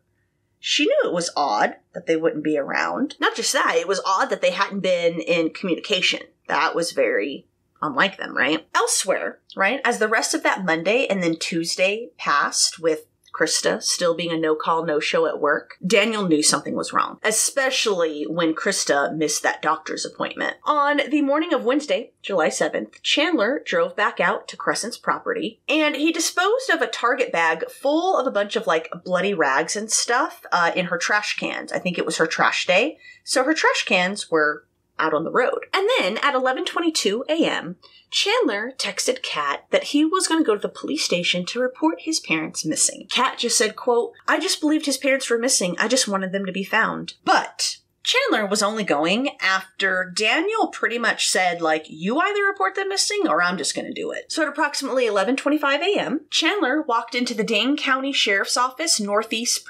Precinct and reported his parents as missing. He told Dane County Sheriff's deputies John Nelson and Joshua Seeley that his mom and dad had left on July 2nd around 6 a.m., and they left with an unknown couple who had come by and picked them up and drove them off. He claimed the unknown couple had driven his parents to their White Lake cabin, and they hadn't yet returned. He said they'd gone to the cabin to repair a water pump and a fire pit that had been destroyed in a recent storm, and he told the officers that they were supposed to be back either Sunday or Monday, but he hadn't heard from them at all, and all of their calls to their cell phones went straight to voicemail. He showed the texts he had sent himself as proof, right? And he also informed police that his parents had taken about $4,000 in cash with them, along with a bunch of alcohol. Deputy Seeley did attempt to call Bart and Krista's cell phones. Same thing, right? Went straight to voicemail. Deputy Seeley then accompanied Chandler to his home, to scope it out. And he immediately noticed that upon entering, there were missing sections of flooring, as well as what appeared to be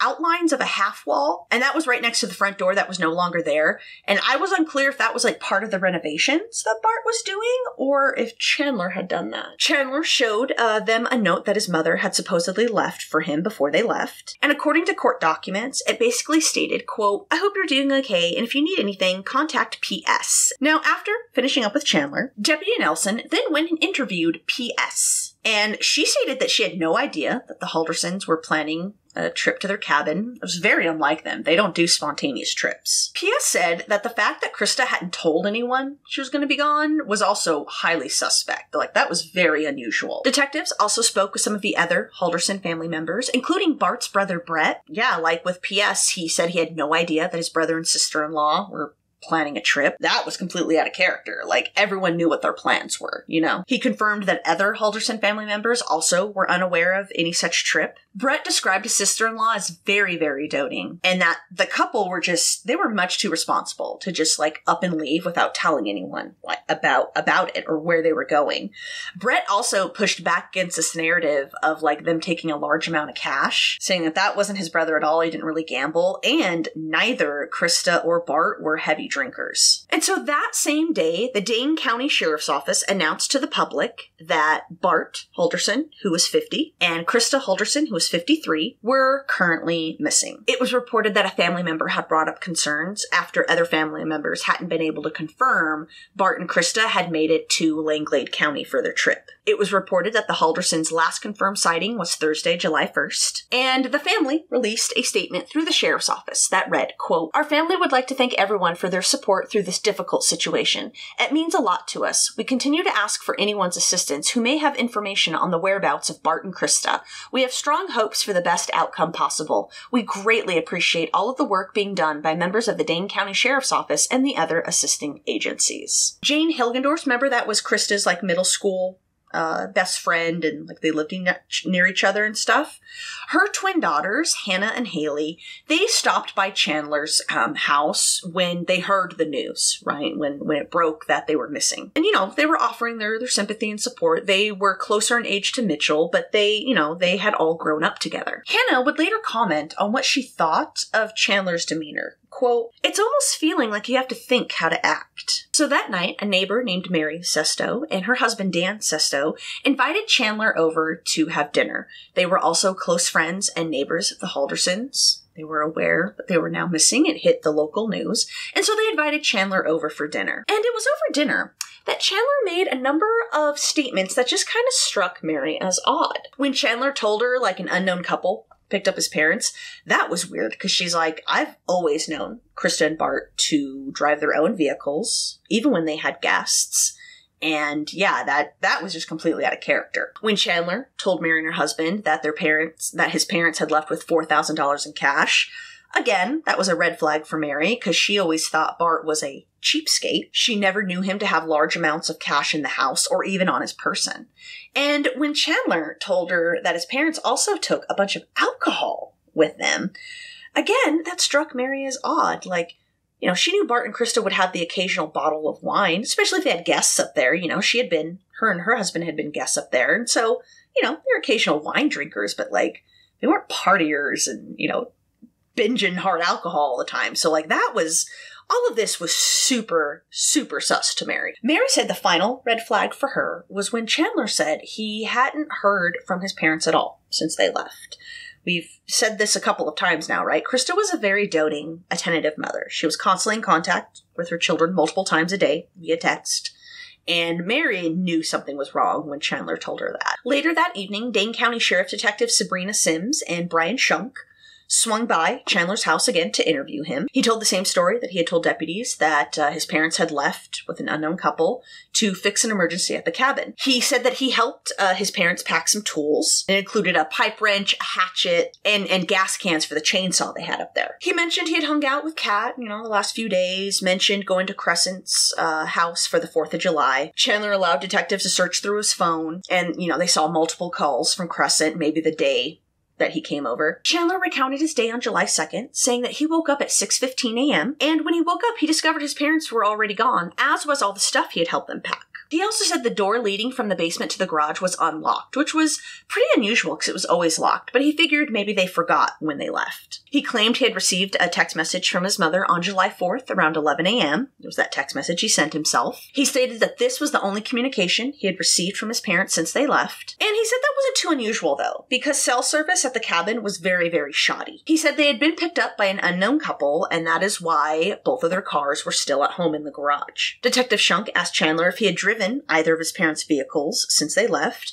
He said yes, but not very far in short distances because he couldn't drive long distances. He also described to them how he had helped his mother pack her medication for her trip. He said he took her medicine out of her bottles and placed them in individual Ziploc sandwich baggies, and that he gave her enough medication to last until July 10th. And when asked why he would help his mom pack his meds, Chandler said that he just wanted to help them. He just wanted to be a good son. He just wanted to help them. He was bored.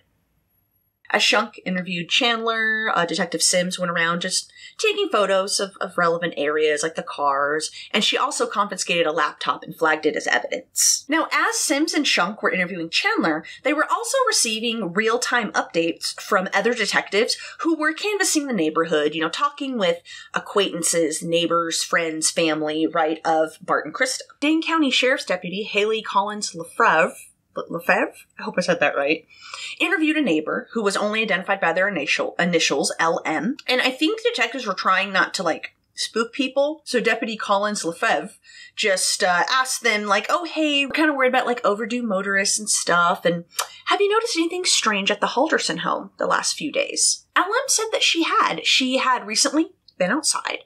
And she noticed that the Halderson's garage door, all the little windows were open, and she had never, ever seen that before, and so that was very weird. Dane County Sheriff's Detective William Hendrickson spoke with Daniel. He explained how Krista didn't show up on July 2nd, and he said he began getting texts from coworkers between July 2nd and 5th that Krista was a no-call, no-show. He explained how he tried, getting hold of her, but to no avail. He reiterated how unusually out of character that was for her. He recounted him going to the Halderson home. Dane County Sheriff's Detective Timothy Blanc spoke with Mary Sesto, and she told him everything Chandler had told her, as well as saying just how odd and out of character everything Chandler said was. And they, of course, also spoke with Kat, right? She's Chandler's girlfriend. She's been with Chandler all these times, so of course they're going to talk with her as well. Police also spoke to Jane Hilgendorf. Like Mary, she told police that everything Chandler was describing was completely out of character. And she said this was especially out of character for Krista, right? She knew Krista,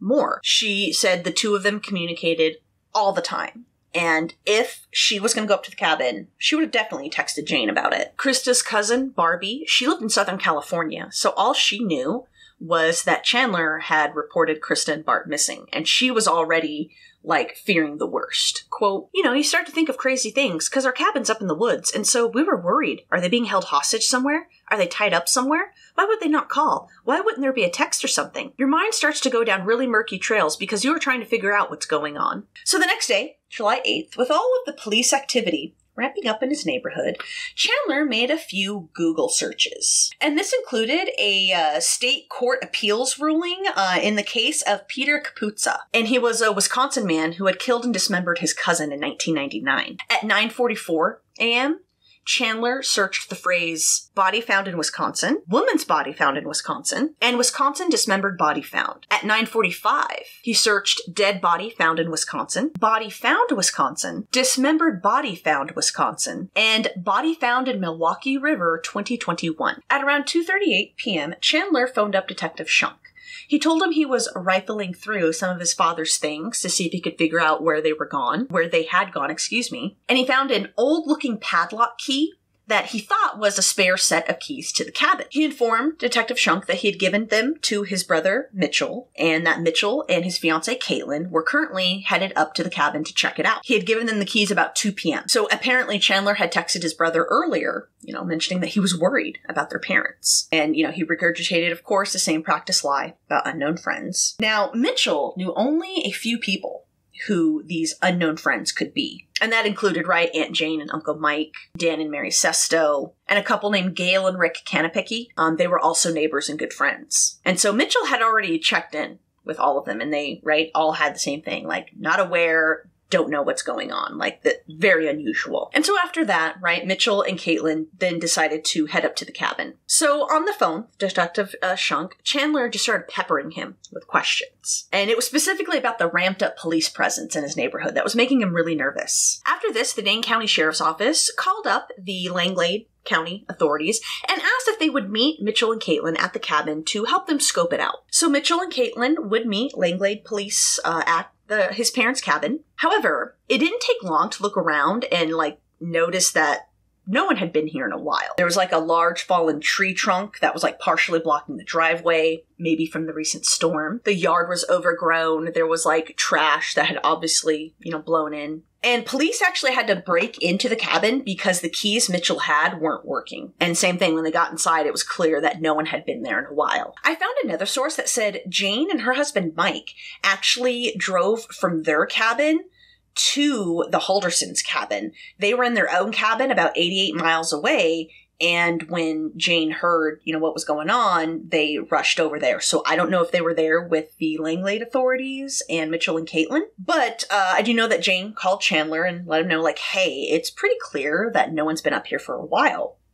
And Chandler started asking her if there was like blood or bullet casings there, which, right? Like, that's super odd. So Langlade reported back to Dane County that there were no immediate signs of activity at the cabin. And they also informed Dane County that, hey, our 4th of July parade, that was held on Saturday, July 3rd. So as all of that was going down, right, as Mitchell and authorities were looking at the cabin and stuff, Chandler made a show of going to all of his neighbors, and asking if they had seen his parents at all. There was a local news reporter at the time named Adam Duxter, and he picked up the story. He started contacting his sources, and they were just hanging back, waiting for them to get back. And his manager was like, hey, you can't just hang out here. You at least have to go out there, I don't know, get some B-roll or something. So Adam headed out to Chandler's neighborhood. He knocked on the Haldersons' front door, and Chandler answered. Quote, and so I'm like, if you'd be willing, I'd love to do a quick interview. And he was like, yeah, I'll do that, but I don't want you to film me. I don't want to be shown, but you can record my voice. And the audio of what Chandler told Adam was, quote, so my last message I got from them, they were going to White Lake for the 4th of July. Other than that, their plan, or from my knowledge, they were going to Langlade County to a cabin, their cabin. Adam said of Chandler's demeanor at the time, quote, at the time, I got the sense that he was in shock. This is someone who's roughly my age, and so I'm thinking yeah, if my parents just went missing, he probably hasn't slept. He's probably really nervous. In another interview with another local news station, Chandler said, quote, we'll find them. It's better to not listen to the negative theories. They're maybe at a casino. Their phones are off. No reception. Maybe they're on a boat having some fun with their friends. At 3:12 p.m. that day, Chandler Googled Bart and Krista. Also, that same day, Crescent phoned up police. So she knew the missing Haldersons, and, coupled that with, Chandler's weird behavior on the 4th of July and the next day, she decided to call up cops just to let them know what she knew. And this, of course, caused deputies to rush out to Crescent to interview her in person. So Dane County Sheriff's Detectives Elizabeth Allen, Leslie Keith, and Brent Baverstock all went out to interview her. At the same time this was going down, right? I think it was after they were talking to Crescent, police went to go pick up Chandler and Kat. They were curious why Chandler neglected to inform them that he had gone to Crescent's by himself on July 5th. And then also, right, want to interview Kat and see what she knows, right? They told Chandler that they wanted him to come down to make a recorded statement. But before Chandler would be picked up around 2:30 p.m., he went around again to his neighbors, asking if any of them had, Ring cameras, surveillance cameras, or anything like that. And if they did, he asked them if it caught any of his property or house at all. At 2:49 p.m., he went to a neighbor's home. They were only identified as KB, and her sister, who was only identified as JL, answered the door. Chandler asked, right, about the video camera, and, JL told him, oh, the police came by earlier and already took what we had. He then asked her if the camera could, quote, capture the road or my house. And then I guess in this security cam footage, he's seen walking down with JL down the driveway, and they're inspecting the camera, probably figuring out what's within their scope. Now, I'm not sure exactly when, but shortly after this interaction, KB did send 3 videos of this interaction to Dane County Sheriff's Detective George Meyerhofer. And he and Detective Blanc had stopped by the previous day and left a card, right? So down at the Public Safety Building in Madison, around 4 p.m., Detective Shunk and Detective Hendrickson sat in a room with Chandler. They, again, questioned him about the last time he'd seen his parents. And at that same time, Kat was being interviewed in a separate room. Chandler said he last saw his parents that past Wednesday. Quote, well, my ma had work, so she was gone. My dad and I were watching something over lunch. It was, the Wheel of Fortune, and we normally have the couch, with our back facing the table. We sat at the end if you're coming downstairs. He said it was kind of a bad day, and it was due to his father being mad at him for breaking the glass in the fireplace because he was playing with the dog. Quote, with the dog's help. Set my dad off, and we tried to clean it up. I don't know about him, but I got injured, but he was mad. He didn't really talk to me too much that day. My mom got home at 5, I believe. That's her normal, 5:20, 5:30. He claimed to have woken up at 6 that morning, and that his dad had been working from home. He said later that Thursday night, the three of them were having dinner, and that is when they told him that they were thinking of going to the cabin, and that they were going to go with this mysterious unknown couple that Chandler didn't know, and they apparently didn't tell their son this couple's name. At some point, he told the police that his parents had gone up to the cabin to fix a plumbing emergency and said that he'd even helped them pack all the tools they needed. And all in all, Chandler's interview would last about 2 hours, right? And like I said earlier, as he was being interrogated and interviewed, police were with Kat in a separate room interviewing her. And Kat, she was completely open and forthcoming, right? She was saying that she watched all those true crime shows. What is up with us chicks and true crime? I don't know.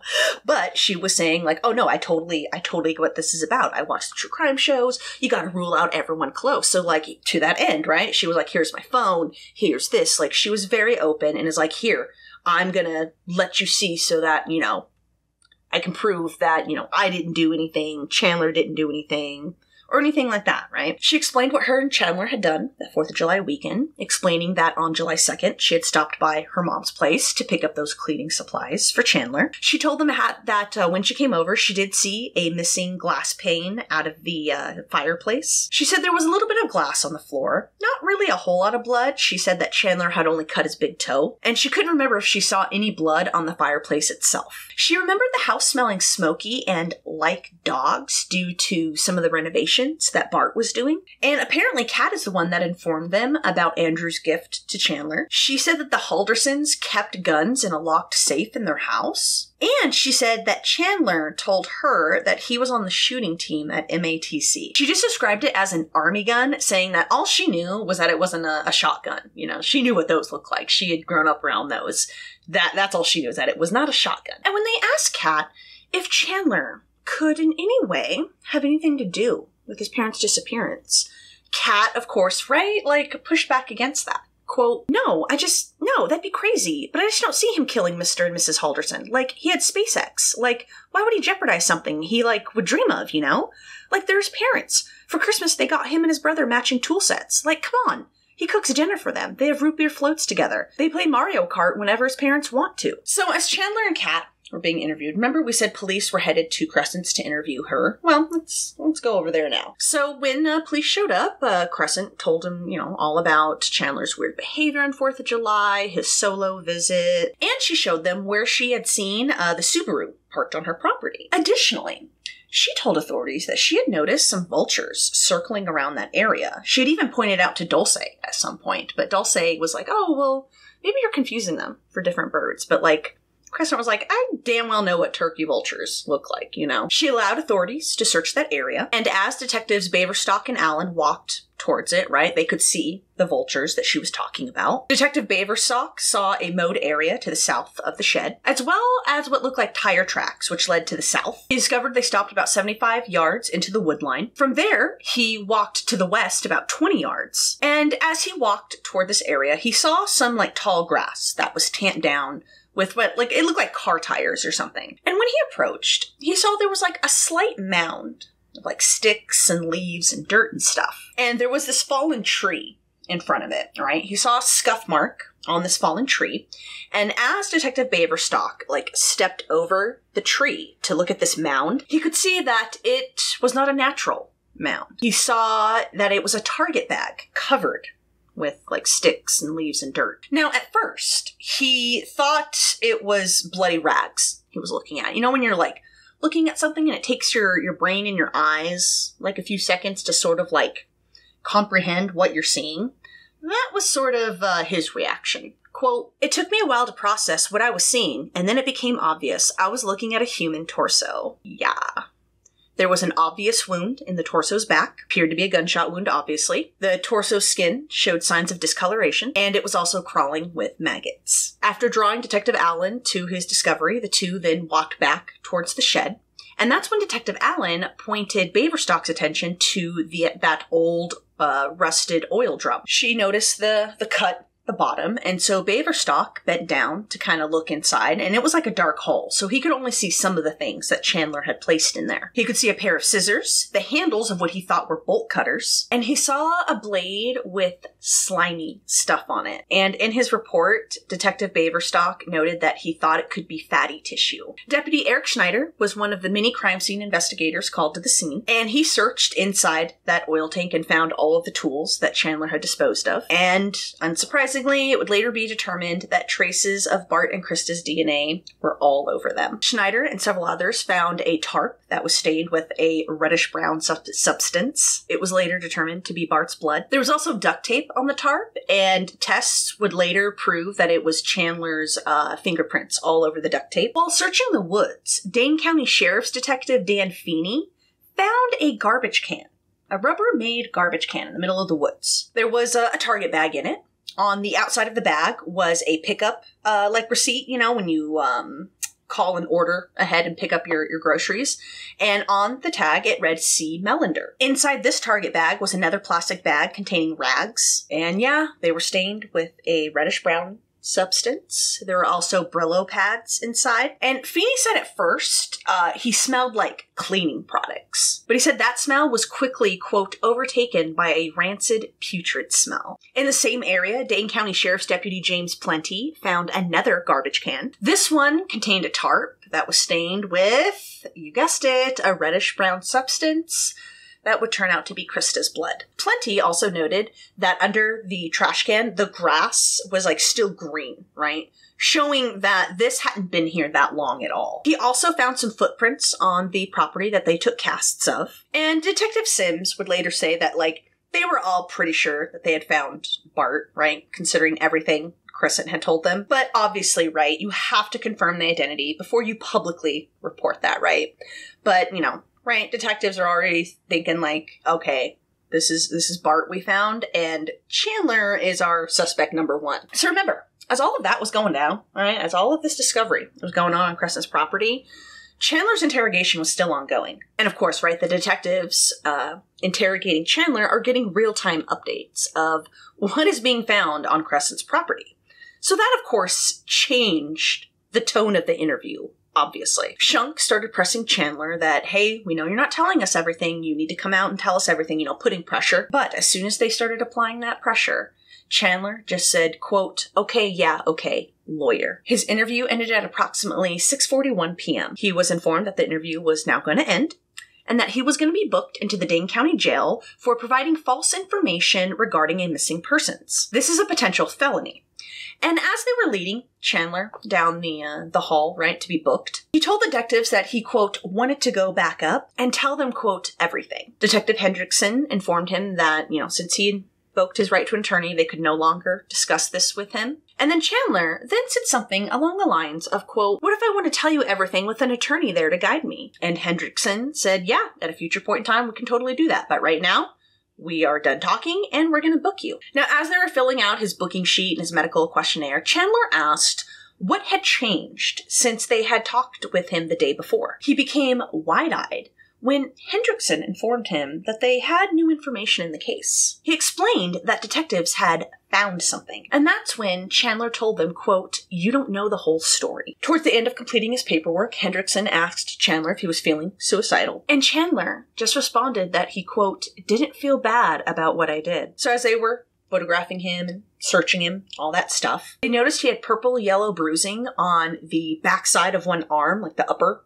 part, as well as lower portions on his knees and legs. Additionally, they noted several scratches on Chandler's legs, as if he had walked through berry or briar bushes. The exact same kind of bushes that were all over Crescent's property. Now, initially, all that was reported to the public was that Chandler had been arrested for providing false information. Dane County Sheriff's Office spokesperson Elise Schaefer said that they had accounted for Bart and Chris's vehicles and, quote, We definitely have some suspicions as to what actually happened. We're still working to find out more answers on the whereabouts of Bart and Krista Halderson, who were reported missing about 11:30 a.m. Wednesday, and whether they are safe.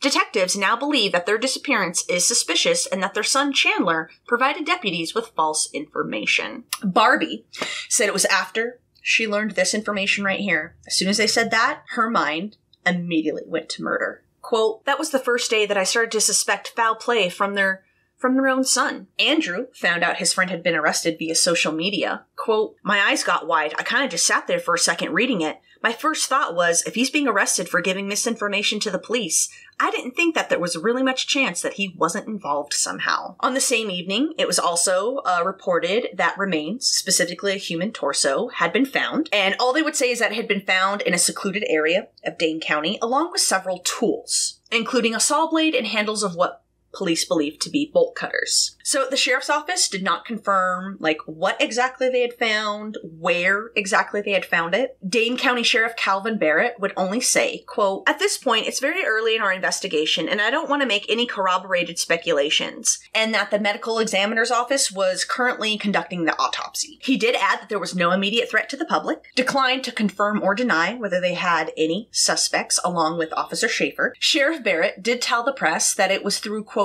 "interviews with friends, families, and neighbors of the Haldersons that led them to the remains." He declined to comment when asked what condition the remains were in, whether it was the remains of 2 people or 1, and what false statements Chandler had made. They would not comment to the press at that time. On Friday, July 9th, Detective Mayerhofer got a hold of Andrew, and he explained about the gun and ammunition, he had given to his friend. He also said that he received a, quote, "not hysterical, but upsetting phone call from Chandler saying that his parents had gone missing." On Saturday, July 10th, it was confirmed to the public that the torso found was that of Bart, and that the preliminary autopsy results concluded that he had been shot at least twice in the back. They found an exit wound right under his right rib cage, and they found an entry wound through the abdominal cavity. The bullet then hit the spinal cord, and then it fragmented. And they said that this wound right here, this was fatal. They also found evidence of bullet fragments in the neck, and due to the hemorrhaging of the tissue on the back, it was confirmed that Bart was alive when he received these gunshot wounds. And they were also able to determine that Bart was dead when Chandler had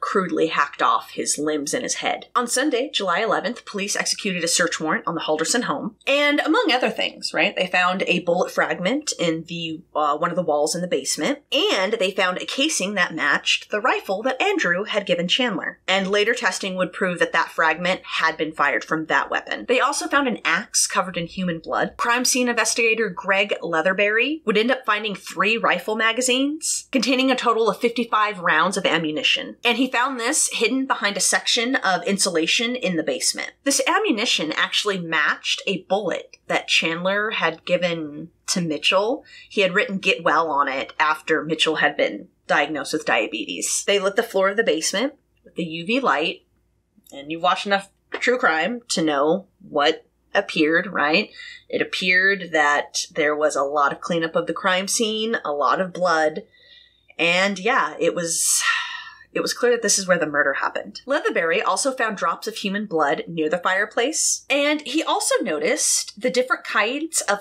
smoke residue on the fireplace grates. Quote, "I knew that there was something more burnt in this fireplace than wood products," and he was correct. They would end up finding pieces of human skull. Bill Boswell was a special agent with the Wisconsin Department of Justice's Arson Bureau, and he would also examine the fireplace. He noticed the smell of grilled meat in the fireplace. And in the interior, he saw that there was massive discoloration. And he too would also recover bone fragments from the fireplace. And all in all, police would recover about 200 fragments of bone from that fireplace. And this included a cranial bone, a knee bone, and even teeth. And, it was very obvious and clear that Chandler had at least disposed of his parents' heads in the fireplace. Additionally, they would also recover even more bone fragments in the Halderson vacuum. Dane County Detective Scott Kuntz also participated in the search, and he specialized in audio-visual forensics. So he went around, and collected what security cam footage, all of the neighbors had. And this included Collins. Now, in order to conclusively prove, that the flickering light in that video had come from the Halderson's fireplace. Koontz had a deputy wave a 4 feet piece of like steel, and it had like LEDs attached to it. And from the Halderson's backyard window, Koontz had that deputy like wave the light, right? Trying to mimic the exact scenario that Colin's camera had captured. So from Colin's home, specifically from the position that Colin's security camera caught, Koontz recorded what his deputy was doing. And when they later played back the footage, the exact same kind of flickering occurred. Quote, "The conclusion was clear to me that the flickering light from July 2nd was coming from the fireplace window, the window closest to the fireplace." And this was according to Koontz. Deputy Plenty also participated in the search. He was hoping to find shoes to match those prints they had taken casings of at Crescent's property. He found Chandler's Brooks Launch 5 running shoes with what appeared to be drops of blood on them. But it was when he was in the garage that Plenty would find, like, real good evidence. So in the garage, hidden under some shelving, Plenty saw a floral print shoe. When he reached inside, he found 2 phones. It was Bart and Krista's phones, along with their driver's licenses, and it was wrapped in a paper towel and aluminum foil and then, like, shoved in the shoe. And by going through the cell phone logs, right, and looking at, like, what cell towers pinged off of, they were able to also prove that that supposed July 4th text from Krista had come from the Halderson home. Investigators also bagged black lengths of rope that would end up matching the rope around Bart's torso. They took a toothbrush and I think like some hair, a hairbrush from Krista for probably DNA comparison and stuff. They found an empty bottle of hydrogen peroxide, and after testing, they would discover human blood in the drain of the freezer in the basement. You know, the one that Chandler put the remaining remains in. Authorities, of course, would also find out about all those fake email exchanges that Chandler had. Detective Sims said, quote, "Chandler creates people that work for Madison College and communicates via email with them. You know, Bart's on some of them as well, talking to who he believes is employees of the school." They were, right, able to prove that all of them came from Chandler because they all came from the Halderson's IP address. They also could see that the emails of like Alyssa and everyone else did not interact with any other accounts. Additionally, police would also discover all of those Google searches that Chandler had made the morning of July 8th. And July 8th is also the same day that that witness who spotted Chandler walking towards Highway 188 phoned police to inform them of what she had seen, right? She had seen the story, and she kind of put 2 and 2 together and decided to call police and let them know what she had seen. On Monday, July 12th, police conducted another search of Crescent's property, and this included the shed, the oil tank, and like all the surrounding like wooded area and stuff. And, you know, the shed, right? It's big, it's full of all kinds of items, right? Tractors, tools, lots of boxes of just random stuff.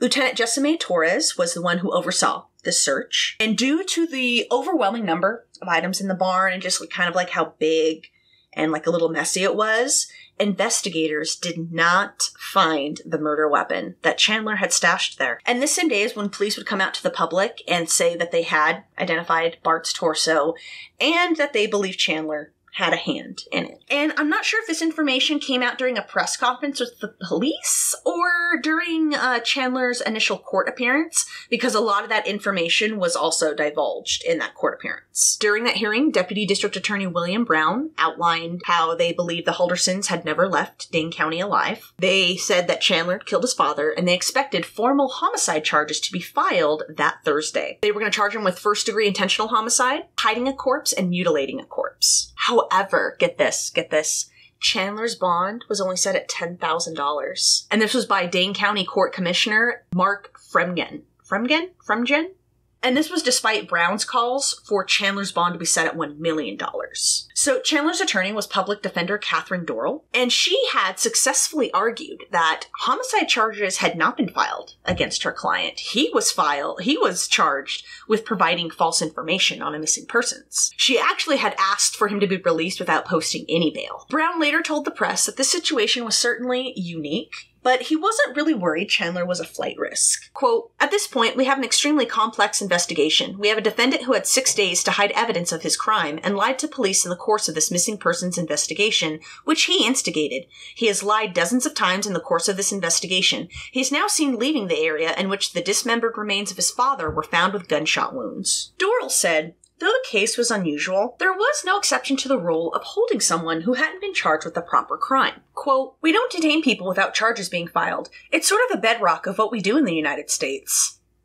Ask any non-white person. She proclaimed her client's innocence, saying that he was a lifelong Wisconsin resident, was an Eagle Scout, and presented very little risk in fleeing. Now, when Daniel found out about all this, for a split second, he wondered if Krista had something to do with this. Quote, "It had definitely crossed my mind. You start to wonder, well, why is Chandler lying? Is he covering for himself? Or is he covering for perhaps his mother? Is she involved?" But it became super apparent super quickly that it was just Chandler that was suspected. On Wednesday, July 14th, Dane County Sheriff's Detective Dan Feeney and a team of investigators would end up finding Krista's remains. They were about 200 yards to the west of Highway 188, just south of Old Highway 60, and they were actually able to find her due to that witness and Kat's help. Remember, she had allowed police open access to her phone? Well, one of the things she had allowed was for them to download her data from Snapchat. They saw that she had used that tracking feature to track Chandler's movements. They saw that tracking of him on July 3rd, and they were able to get that screenshot that Kat had taken. So as Detective Feeney stepped into this area, he saw an item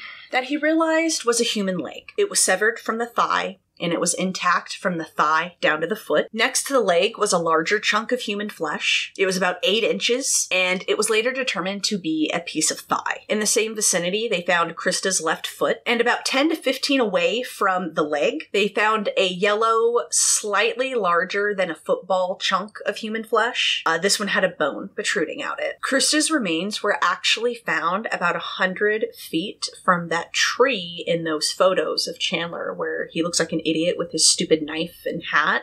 Yeah, her remains were found about 100 feet from that tree. Now, even though some of Krista had been found, her identity would not be confirmed for several more days. And police would also keep quiet on what exactly they had found. 2 days later, on July 16th, an autopsy was found on the remains that they had found. It was determined to be 2 legs. The left leg had been separated into 3 pieces, and it seemed to match the intact right leg. It was determined that both legs were detached from the body by the use of tools and cutting instruments below the hip and through the upper portion of the femur bones of both legs. And based on the size of the feet, the size of the overall legs, the only thing they could determine at that point was that, these legs obviously did not belong to Bart, they belonged to a woman. That week, the medical examiner's office released their report on the autopsy on Bart, and they stated, quote, "Preliminary results from the autopsy confirm that Mr. Halderson died from homicidal violence, including firearm injury." They found a total of 3 bullet wounds on him, and the presence of gunpowder soot around one of the wounds led Dane County Medical Examiner Corey Breslar to conclude that Bart had been alive when he was killed, and he had been killed and shot at close range. And she was also able to confirm that he was in fact dead when he was dismembered. Forensic anthropologist with the Dane County Medical Examiner's Office, Christina Figueroa Soto, was the one who examined the marks on Bart's torso, the marks specifically of where the rest of his body had been hacked away from it. That's what she studied. She compared the marks on the bones to the blades on the saws that had been found, an alloy saw and a hacksaw. She would later say, by examining the false starts while cutting the bone can reveal the number of teeth on a particular blade. She could never conclude 100% that those blades made those marks on Bart's bones. Quote, "I'm not going to be able to say, yes, this is the tool that was used, but all the characteristics of this part of the individual were consistent, again, with the characteristics of those 2 tools that were found at the scene." She also identified some cut marks that were found on some wrist bones. They were wrist bones recovered from the Halderson fireplace, and she said that the marks were consistent with an axe or a machete. So that Thursday, as promised, authorities charged Chandler with those 3 counts. And so another hearing was set to hear his bail. At this point, police had still not come out publicly to say that they had found Krista, probably waiting on confirmation. And she had, at that point, officially been missing for 2 weeks. Sheriff Barrett stated that they were working her case as a missing persons case, and he remained optimistic that she was, quote, alive and well. And this was despite a report that authorities had recovered remains the day previous. But Sheriff Barrett said at that point in time, they couldn't even tell if the remains were male or female. At the bail hearing, Dale County Assistant District Attorney Andrea Raymond argued for the original $1 million bond that Brown originally wanted. Quote, "There are very serious, very violent charges. There's a web of lies that is quite impressive if it wasn't frankly so tragic," adding that she believed more charges would follow. Dorrell argued for the continuation of the $10,000 bond, despite the serious charges levied against her client. She brought up her same points before that Chandler wasn't a flight risk, lifelong Wisconsin resident, was involved in church groups, and was a member of the Eagle Scouts. Now, in response to that particular comment about the Eagle Scouts, my lord, Eagle Scouts, Raymond said, quote, "In this case, you're going to learn there's evidence of ropes and knots being tied such that an Eagle Scout may do."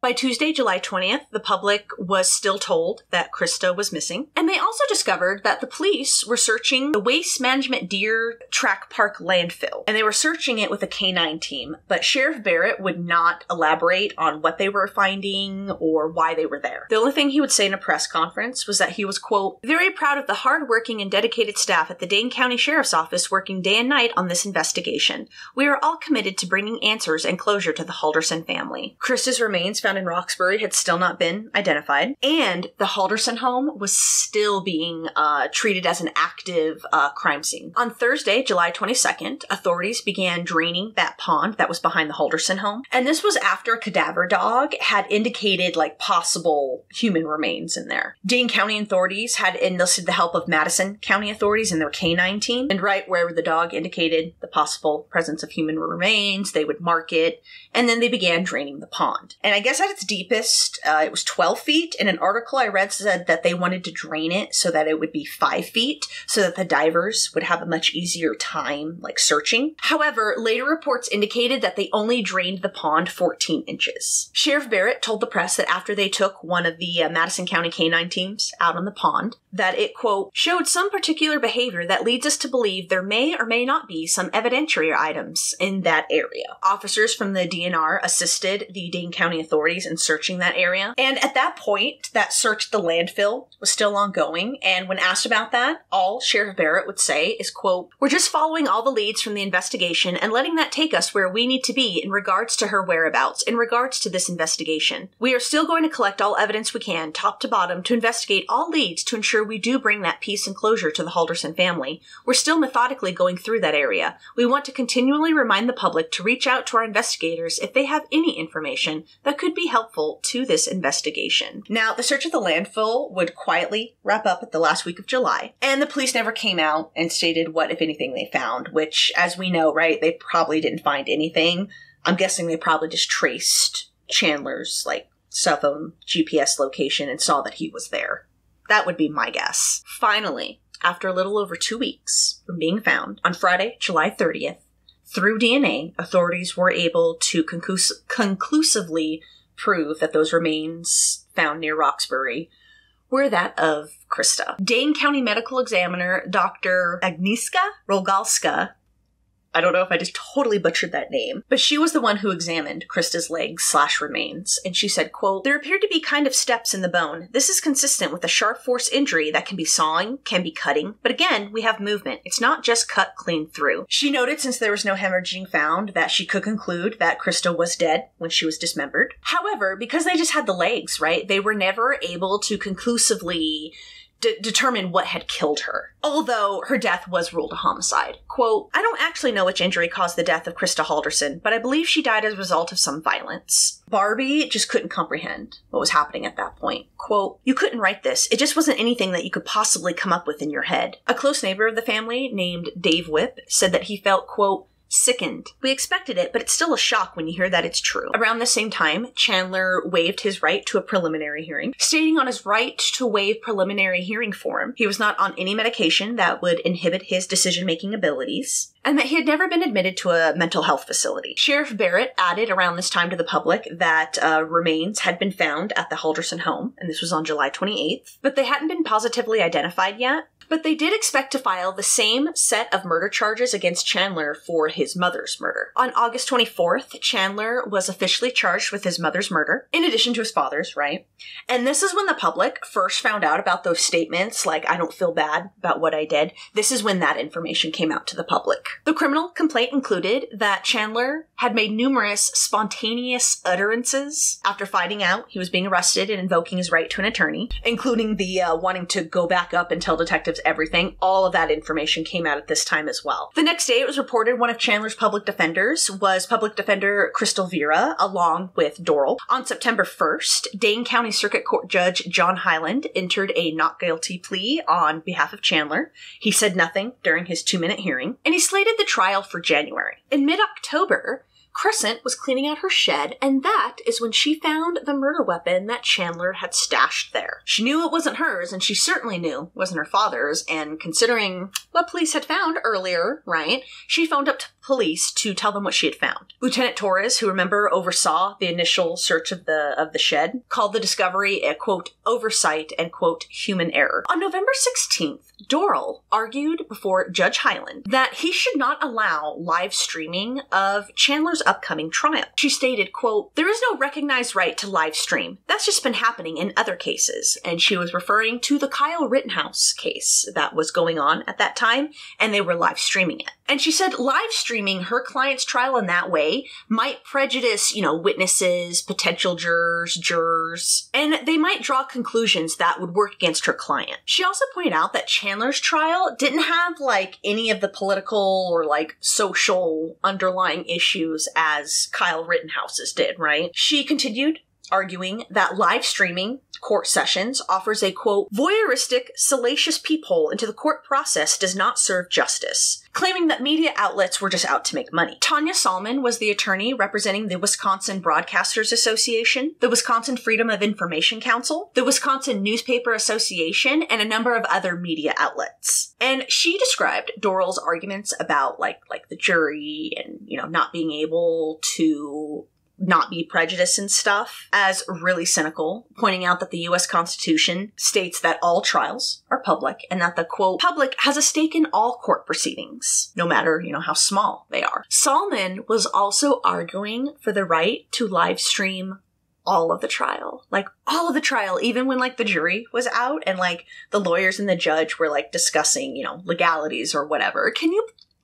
That's a little cray. Judge Hyland rejected that specific request, but he did allow Chandler's trial to be live streamed, although only when the jury was in the courtroom. And that's where I got a lot of information. Court TV has all the videos. I'll drop the link that I found down below, but you can watch a bunch of the trial videos. And I wish I could have watched more, but there was just so much. I had other cases to work on. Judge Hyland also said that media couldn't record or photograph members of the jury or court spectators. And Chandler's trial would be the first time that Dane County live streamed a major trial. Now, after he allowed that, Doral tried arguing that the jury should be sequestered, but Judge Hyland denied that. Doral also attempted to get Chandler's phone calls from jail thrown out as evidence against him. And she was arguing that his rights were being violated because he couldn't afford the $1 million bond that he had. And thus, he couldn't have the same type of private conversations in jail with his attorneys that people who could afford their bail could. She said being subjected to different levels of surveillance just because one does not have enough money to post bail is, quote, just not fair. Just because we've always done it this way is not a persuasive argument. D.A. Brown countered that even those outside of jail and private citizens could be recorded at any time with the fact that Wisconsin was a one-party consent state, which means you can record a conversation without the other person knowing. He also added, quote, no one is forced to make calls in the Dane County Jail. Doral tried pointing out that those who weren't lawyers might not understand what things to discuss or not discuss about their case. But Judge Hyland rejected all of her arguments, saying that Chandler always had a choice not to discuss his case at all with anyone other than his attorneys. Jury selection for Chandler's trial started on Monday, January 3rd, 2022, and the next day the trial began. Doral and Vera represented Chandler, and Raymond and Brown represented the state. All of the witnesses we've discussed, right, testified. Although the defense did get Crescent to admit on the stand that she didn't know, like, every item that was in her shed and that she hadn't looked in her shed for quite a long time. Again, I get it. Like, sometimes, man, when you're the defense attorney, you don't really have any good defense. So you're trying anything to poke holes, right? Or at least raise reasonable doubt. The prosecution would end up calling 29 witnesses, including even Hannah Hilgendorf, and they all testified that Chandler acted very awkward, nervous, emotionally flat in the days after the murders. But not too long into the trial, on Wednesday, January 12th, Chandler tested positive for COVID. This postponed the trial until January 18th. Clerk of the court, Carlos Esquita, told the press, quote, "The length of the delay depends upon the resolution of whatever symptoms Mr. Halderson may have in accordance with Public Health Madison and Dane County and Centers for Disease Control and Prevention guidance." He also stated that he did not expect a mistrial to be declared. And the jury was not told who got COVID exactly. They were just told that someone integral to the case had come down with COVID. And this was after Doral and Vera requested this because they didn't want the jury to get mad that it was because of their client that their jury duty was going to be extended. In fact, when they brought the jury in, they didn't even have bailiffs or anyone in the courtroom. And in the end, the trial was cleared to resume on January 18th as planned. Testimony resumed, and even Andrew came in to testify. Although I guess during Andrew's testimony, things were described as tense. And that was when Doral asked him how many weapons he had sold. And he answered, quote, "That's none of your business, frankly." The prosecution laid out all of their evidence over the course of a week and a half, right? Like all of the forensics, Chandler's cell phone locations, the data, cat snapshot, the Google searches, that security cam footage with the flickering light. Quote, "We know that Bart and Krista went into that home and never came out, at least as whole people. They were normal folks, just trying to live a normal life. They don't even get to be buried next to each other." And this was according to Raymond. Barbie said the security cam footage would forever be imprinted on her mind. Quote, "I was talking to one of my cousins. We said one of the images that is going to be seared in our minds is when they showed that video of the window, and it was the flickering glow from the fireplace for like hours. That is haunting, knowing what was happening." But, get this, when it was the defense's turn to present their case, they presented no witnesses. Chandler didn't testify. And instead, Vera made her arguments in closing statements. Quote, "Do you know if it was an awful accident? Do you know if it was intentional? Do you know if there was someone else involved? You don't, and that's a problem." She did concede that her client was a pathological liar and, quote, "goes to extreme lengths, if you will, to keep those lies going and to perhaps cover up those lies." She contended that the prosecution's assertions about Chandler's lies and his fake jobs in school, it was only brought up to taint his credibility. Quote, "You were never told they were going to kick him out of the house. You were never told that they were going to disown him. You were never told anything about why it matters. If this is going to be motive, if this is the reason you're intentionally killing someone, it better matter." In his closing statements, ADA Brown said, quote, "He had two options, own up to his lies, stand up and finally tell the truth for once, or, like a coward, shoot your father in the back." And that's exactly what happened. And just over 2 hours later, on Thursday, January 20th, 2022, the jury came back with a guilty verdict. Chandler showed no visible reaction to the news. And the first-degree intentional homicide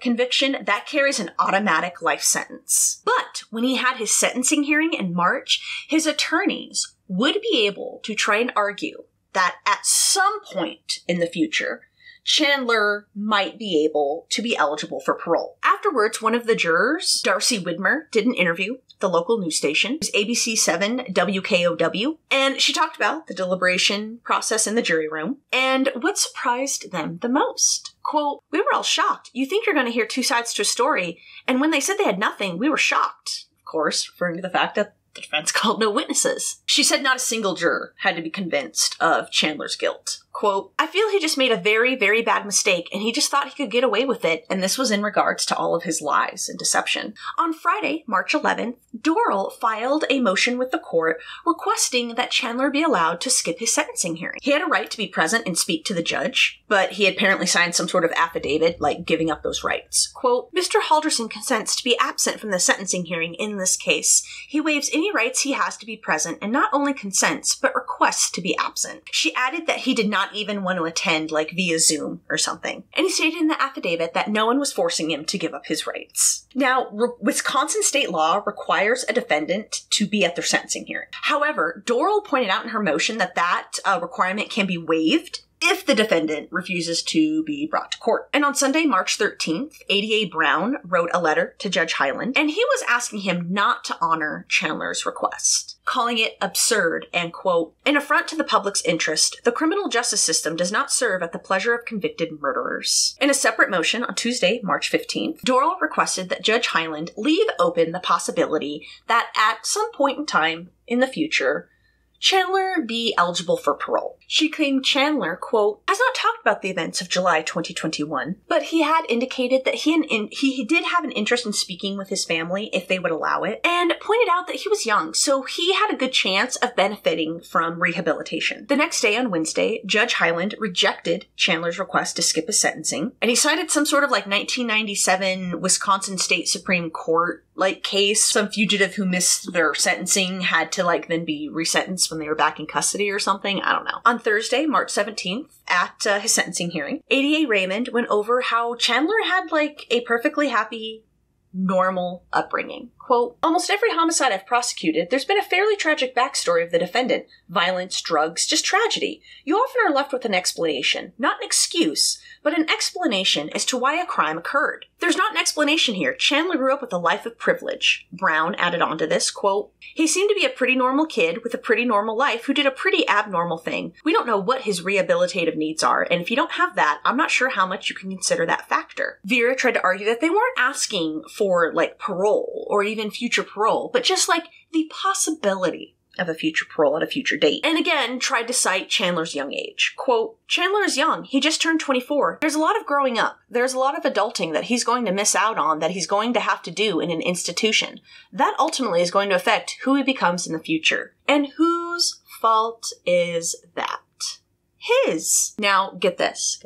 During his hearing, guys, Chandler spoke publicly for the first time. Get a load what he said. Quote, Your Honor, I want to take this opportunity to state my intent to appeal my convictions. If there are any lawyers listening and willing to take on my appeal, take a moment to please reach out to me. It's not that I do not have feelings. It is that I was warned to not show them due to the scrutiny of this case. Thank you. Barbie said of her second cousin's statement, quote, I was actually disgusted. I just couldn't believe it. Like, you can't even say I'm sorry. Caitlin wrote in her victim impact statement that she feared her brother-in-law getting out one day. Quote, given the fact he was capable of such calculated and horrific acts of murder, I do not believe my family would be safe if he were to ever be released from prison.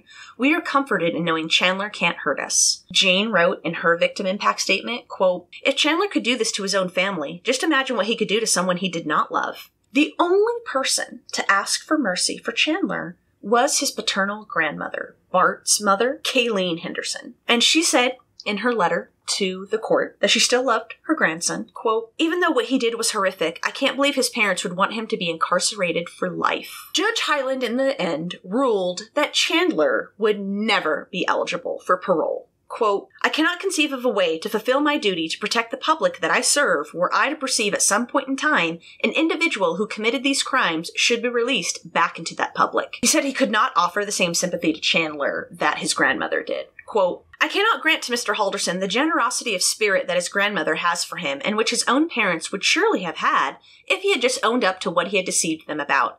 I cannot say to the community here in this room or at large in this county that Mr. Halderson should have the ability to be reviewed and be considered for release back into our community at any point, despite his young age. Chandler is currently serving his sentence at the Dodge Correctional Center in Waupun. When asked what she thinks Bart and Krista would have done if Chandler would have just fessed up, Barbie said, quote, they would have helped him. They definitely would have confronted him on it, but after the confrontation and the truth-telling would have come to grace. How do we go forward? How do we help you? How do we get your life back on track? They would have helped him. On March 30th, 2023, Chandler filed a no-merit appeal, but it was voluntarily dismissed on April 18th. On Wednesday, April 19th, 2023, Judge Hyland vacated 2 of Chandler's charges. And it was the lesser sentences of hiding a corpse and mutilating a corpse. I guess it was found in an unrelated criminal case later in Dane County that under a state statute statute, convictions for hiding a corpse can only be imposed when there is not enough evidence to prove the mutilation of a corpse. Like, you couldn't be charged with both. It had to be one or the other. Chandler was represented at this hearing by public defender Michael Covey, and he argued, right, that his client could not be convicted of both of those lesser charges. The prosecution argued that Chandler could be charged with both because both of these things happened at 2 different times. In the end, Judge Hyland determined that the jury should not have even been presented with that option to convict him on both of those charges. So he vacated those 2 lesser charges. Chandler had been sentenced to 15 years in prison and 10 years of extended supervision on those lesser charges. However, since the real charge, right, was the murder charge, his actual sentence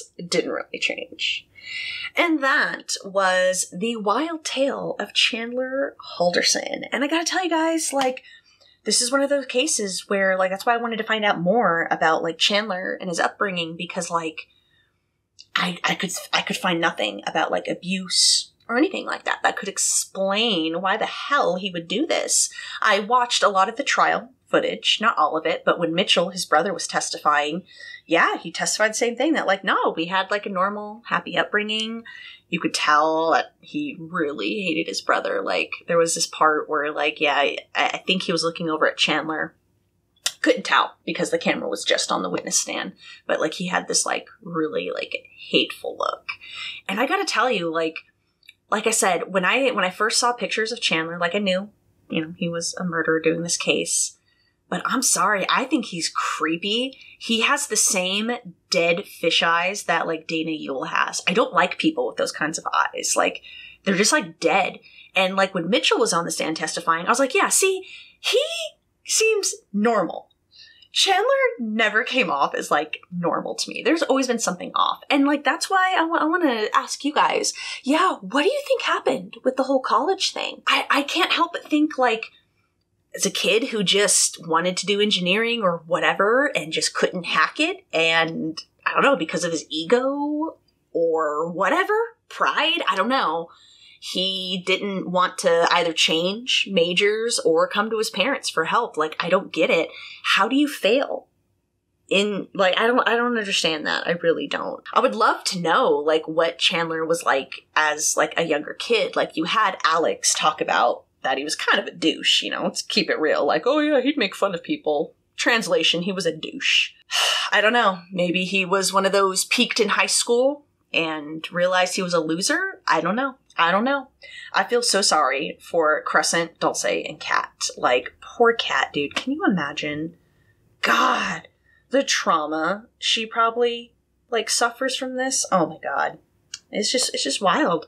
So yeah, guys, tell me, what do you think of Chandler Halderson? Can you believe, isn't this wild? Thank you again to Decia Griffin 9689. I hope I said your name right. Thank you so much for suggesting this case. This, yeah, man, like, it's wild.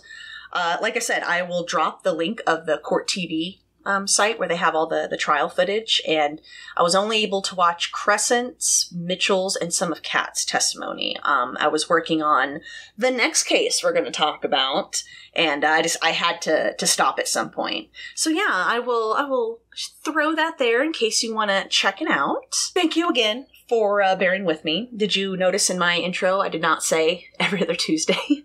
Jeff was like, maybe you should just not say that. It's like a jinx, right? But I will post next week. We will do a Hollywood homicide case. I haven't done one of those in a while, and oh my gosh, like, yeah, this is a case that's going to stick with me just because of who the victim was. Alrighty, guys. Well, I am going to leave you to it. I will see you next week. Thank you again for just putting up with me and watching my stupid ass. I totally appreciate it. Have a wonderful week. Remember, don't be a dick. Just leave a little sparkle wherever you go. Alrighty, guys. I will talk to you next week. Bye-bye.